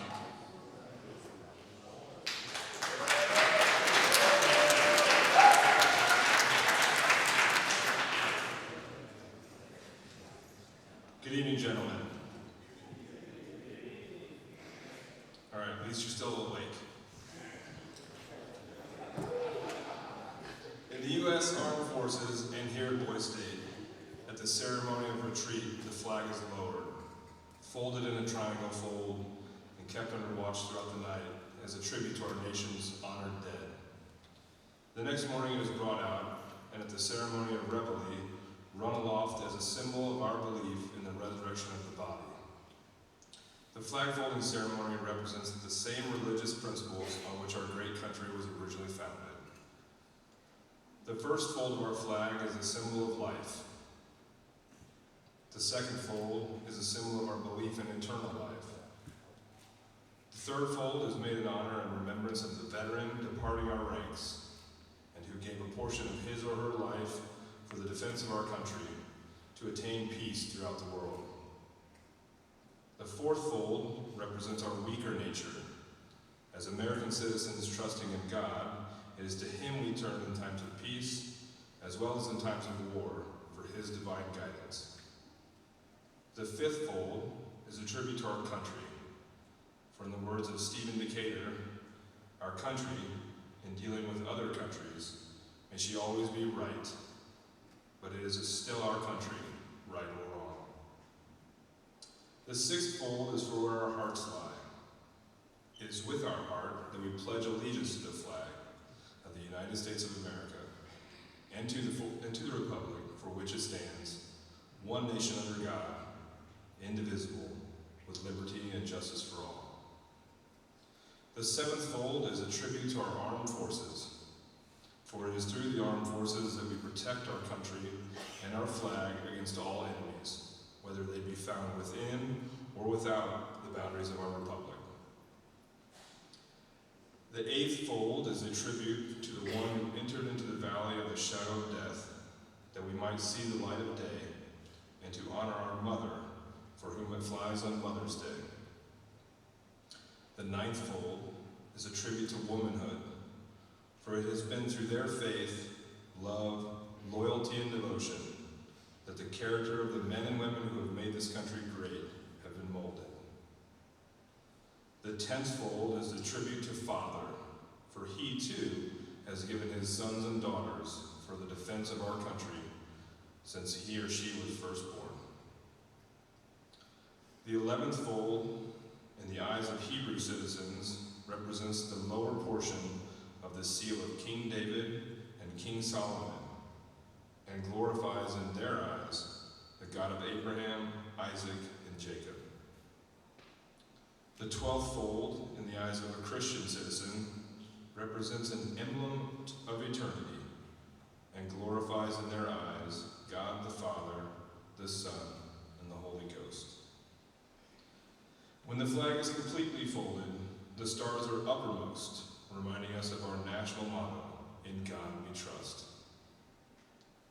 After the flag is completely folded and tucked in, it has the appearance of a cocked hat, ever reminding us of the soldiers who served under General George Washington, and the sailors and Marines who served under Captain John Paul Jones, and were followed by their comrades and shipmates in the United States Armed Forces, preserving for us the rights, privileges, and freedoms we enjoy today. Thank you.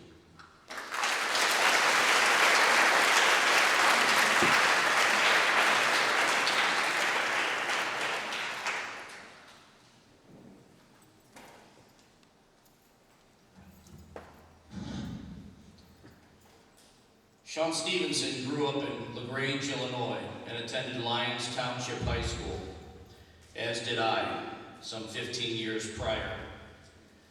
Sean was also the governor of Premier Boys State class of 1996. This alumni took the time, which he did as a thank you to Boys State, to send a welcome video to the boys in 2018. We would like to share that with you tonight.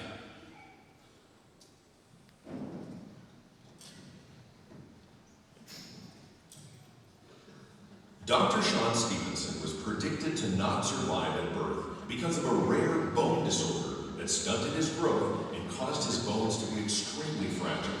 Despite the odds, Sean persevered, and his drive took him all the way to the White House to work as a young man. He went on to college and eventually earned his doctorate. The biography channel produced an hour-long feature on his life called The 3-Foot Giant.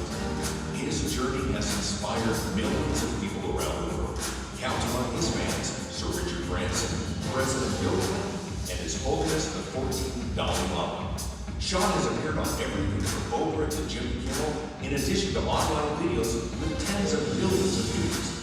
Over the past 22 years, Sean's powerful message has been heard at live events in nearly all 50 states and in 15 countries around the world. His latest book, Get Off Your Butt, has been translated into 10 different languages. Ladies and gentlemen, please welcome Dr. Sean Stevenson. I am so glad to be joining you this evening by video. Wish I could be there in person, but this is what we got to work with. I was an attendee at Boys State in 1996, which probably feels like a million years ago to somebody like yourself. But I promise you that the year 2018, at some point in your life, will seem really far away. And so I want to share with you a little bit about who I am and how Boys State radically changed my life, and some ideas that I have for you, both in your life, your careers as you develop them down the road, and how you can get the most out of Boys State. So, who am I? Well, I was in 1996 attending Boys State, and I worked my way up to governor of Boys State. It was a massive turning point in my life. Before Boys State, I was somewhat involved in school activities. I got decent grades, but I really didn't go after my life and create really big things until the summer of 1996. And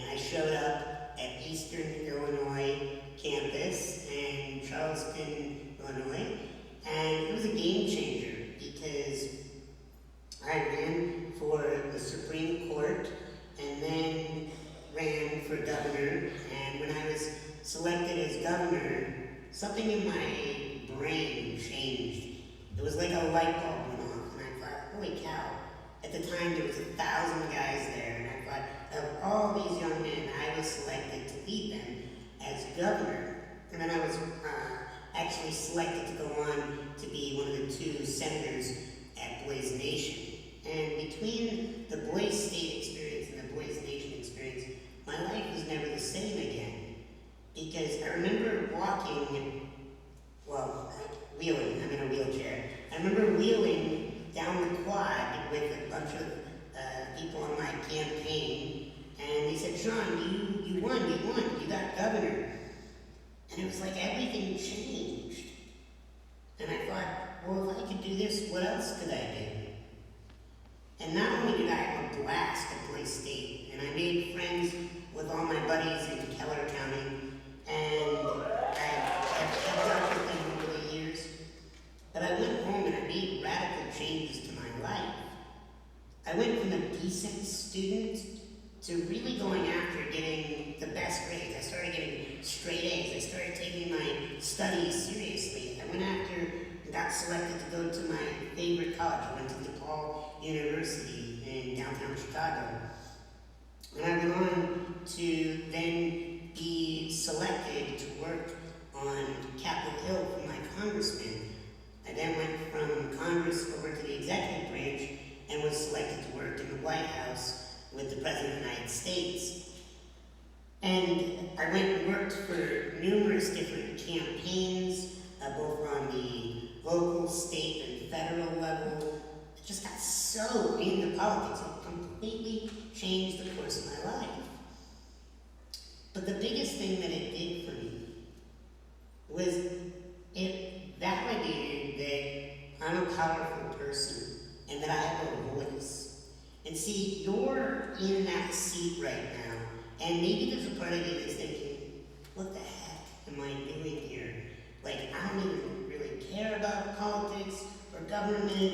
I don't know anybody here. Is this going to be like some weirdo camp? Let me tell you, just chill out, relax, and get to know the people around you. I found that I had more fun at Boise State meeting like-minded people than I did in high school with classmates that I had known most of my life.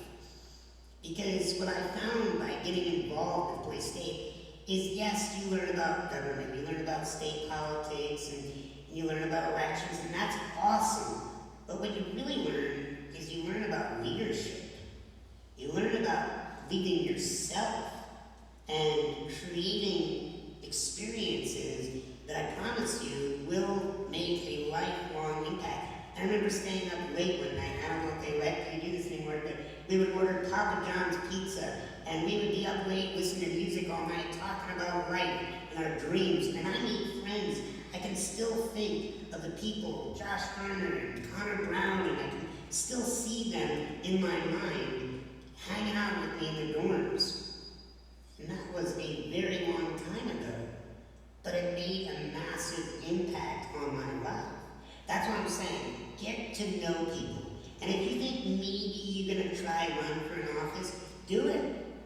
Go for it. Because even if you don't get selected, you get experience. Boise State is an incredible opportunity because you learn about yourself. You learn about making a difference in other people's lives.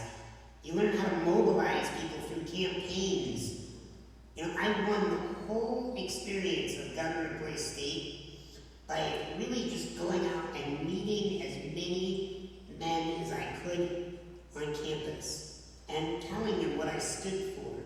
I didn't use any campaign posters to win. I didn't use any fancy slogans. I did it by just getting to know people and by creating an experience that people understood what I stood for. And I had a blast. I had an incredible experience in the debate. Just getting into the debates is an incredible experience that I recommend. You know, I went on in my life to also get into public speaking. Boise State launched my speaking career. The first photo I ever used in a marketing brochure develop my speaking career was taken at Boise State. I had my Boise State logo on my t-shirt, the American flag behind me. It was a proud moment that I used for years in my marketing campaigns. My first speech was essentially at Boise State, and when I went back to my hometown, I then started speaking at other high schools, and then hospitals, and then companies, and prisons, and associations, and conferences. I remember the first time I gave a public address where I got paid. They paid me $75 to do my first speech. And I thought I was the richest man alive, because that's when Sega Genesis was out. Probably don't even know what that is, but it was a game, and I would play Sega Genesis games, and it was like $50 to buy a game. I could almost buy 2 of them to do one speech. Well now, and this is going to sound a little braggadocious, but now people pay me upwards to $20,000 to $30,000 to give a speech. And I've shared the stage with people like the Dalai Lama and US presidents, and I've been flown around the world speaking to groups as large as 20,000.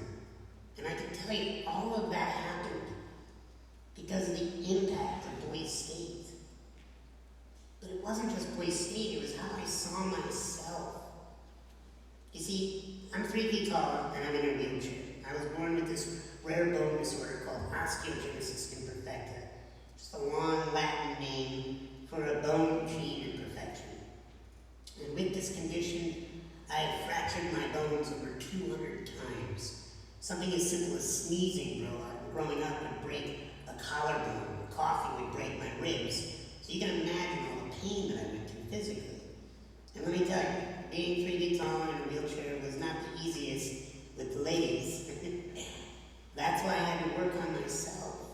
I had to develop my own confidence. I had to develop my own security inside. And I believe all that started while I was at Boise State. Right now, you could be sitting in this audience not feeling too powerful in your life, not feeling like you really know what you're meant to do here, or if you're even going to find love or create an incredible career someday. Let me tell you, you have to choose it inside your mind before it ever can happen in real life. I wanted to give you tonight just a few of my best takeaway moments from life. Things that I think really support you. I call it my unstoppable formula. And this is what I get paid thousands of dollars to travel around the world teaching people, executives, corporate sales teams. It's just as applicable to you there, right where you are at Boise State, sitting in that chair. The unstoppable formula has 3 parts to it. And if you listen passively, it's probably not going to do you any good. You just sit there like, yeah, whatever, little dude, like, I don't know you. Like, it's not going to help you that much. But if you take this really seriously, and you take it to heart, and maybe commit it to memory, I promise you, it can have a radical impact on the rest of your life. And I've learned this through real life experience and from my mentors, people who have made millions of dollars, who have sat me down and walked me through how do you develop a life and a business that you're proud of, that makes an impact on this planet. And it came down to 3 things for me. To be unstoppable, you need these 3 things. Number 1, you need impeccable self-care. Now I know you're in high school and you probably feel like you can live forever and eat whatever food you want, and maybe not exercise because you're young. And great, that'll last for a while. And then one day, you'll turn 20, 30, 40, and up. Like all your counselors there, old people, you know? And you'll realize, oh goodness, it takes a lot more to be in shape. So get the foundation early. And that's why I say impeccable self-care. Now some people think, oh, that just means like, take good care of yourself, maybe like get a massage or have a protein smoothie. No, I'm talking much deeper. I track all of my self-care every single day. I am tracking what am I doing with my exercise. Am I hydrating, getting enough water? Am I getting good sleep? Am Am I journaling? Am I reading good books? Am I meditating and praying? Am I organizing and cleaning my space around me? Am I connecting to people I care about? Am I getting mentored by my mentors? Am I mentoring others like my apprentices? You know, there's over probably 24 things that I do to take care of myself and my business, and I track them every single day. Now, I'm not telling you that you need to do that, especially where you're at in your life, but I am telling you that the better care you take care of yourself, your mind, your body, your spirit, and if you can track it in your journal, just keep track of where are you improving yourself. Constant, never-ending improvement is what allows people to climb to the top. If you want to be a billionaire one day, if you want to be the United States president someday, if you want anything that's massive, you're gonna have to take impeccable self-care of yourself and impeccable care of your projects and businesses. And that, I believe, is also about keeping a good ledger, keeping record of that. Because it's amazing how our minds play tricks on us. We think, oh yeah, I worked out this month. But then if you start marking it down on your calendar when you worked out, you might find actually you didn't. So, part of my self-care rituals is I read my goals every single day. I have 31 goals that I'm working toward. Essentially, I focus on one each day. And I reread my goals every single day. And I learned this by listening to my mentors. People that have built massive corporations, huge movements in society. They write down their goals, they review their goals, they rewrite their goals. That's a part of having impeccable self-care. But if you're gonna be unstoppable, that's only one leg of this tripod that you're gonna need. The second is you need to align with your life purpose. Now you might be thinking, Sean, come on, I'm at Boise State right now. Like, I don't even need to think about my life purpose. Actually, now's the perfect time to be thinking about it. You've got so much youth and energy and power. I'm saying it's very clear. One of my mentors sat me down one day and said, Sean, why were you born? And I'm like, I don't know, my parents did it, I don't know. And he was like, no, seriously, why were you born? And I thought about it.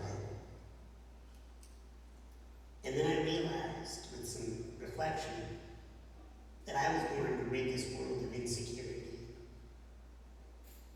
I was born to tell the human race that they are enough, that they're powerful, they're smart, that they're important and they're valuable. Listen, if you're sitting in that audience right now, attending this Boise State, you might even have moments where you don't even know if you want to keep living. Maybe you're going through some depression, maybe you're challenged, maybe you feel bullied, or you don't fit in. You don't fit in? That was the word I was trying to record. I'm going to tell you to hang in there. I had a very disappointing loss in high school. I ran for student body president, and I didn't make it. And I had spent freshman, sophomore, junior year all to prepare to be a senior as the president of student body, and I got beat out by a cheerleader who I felt like didn't really even care about the position.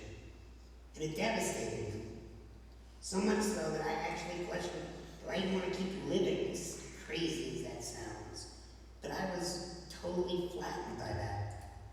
But then a few months after that, I went to Boise State, got elected to governor, went on to Boise Nation, met the president, worked on Capitol Hill, worked with the president in the White House, went on to write several books. You know, one of the things that I've done, I'm really proud of, is I've taken my experiences since Boise Nation and I've written them down. I actually talk about Boise State and Boise Nation in my most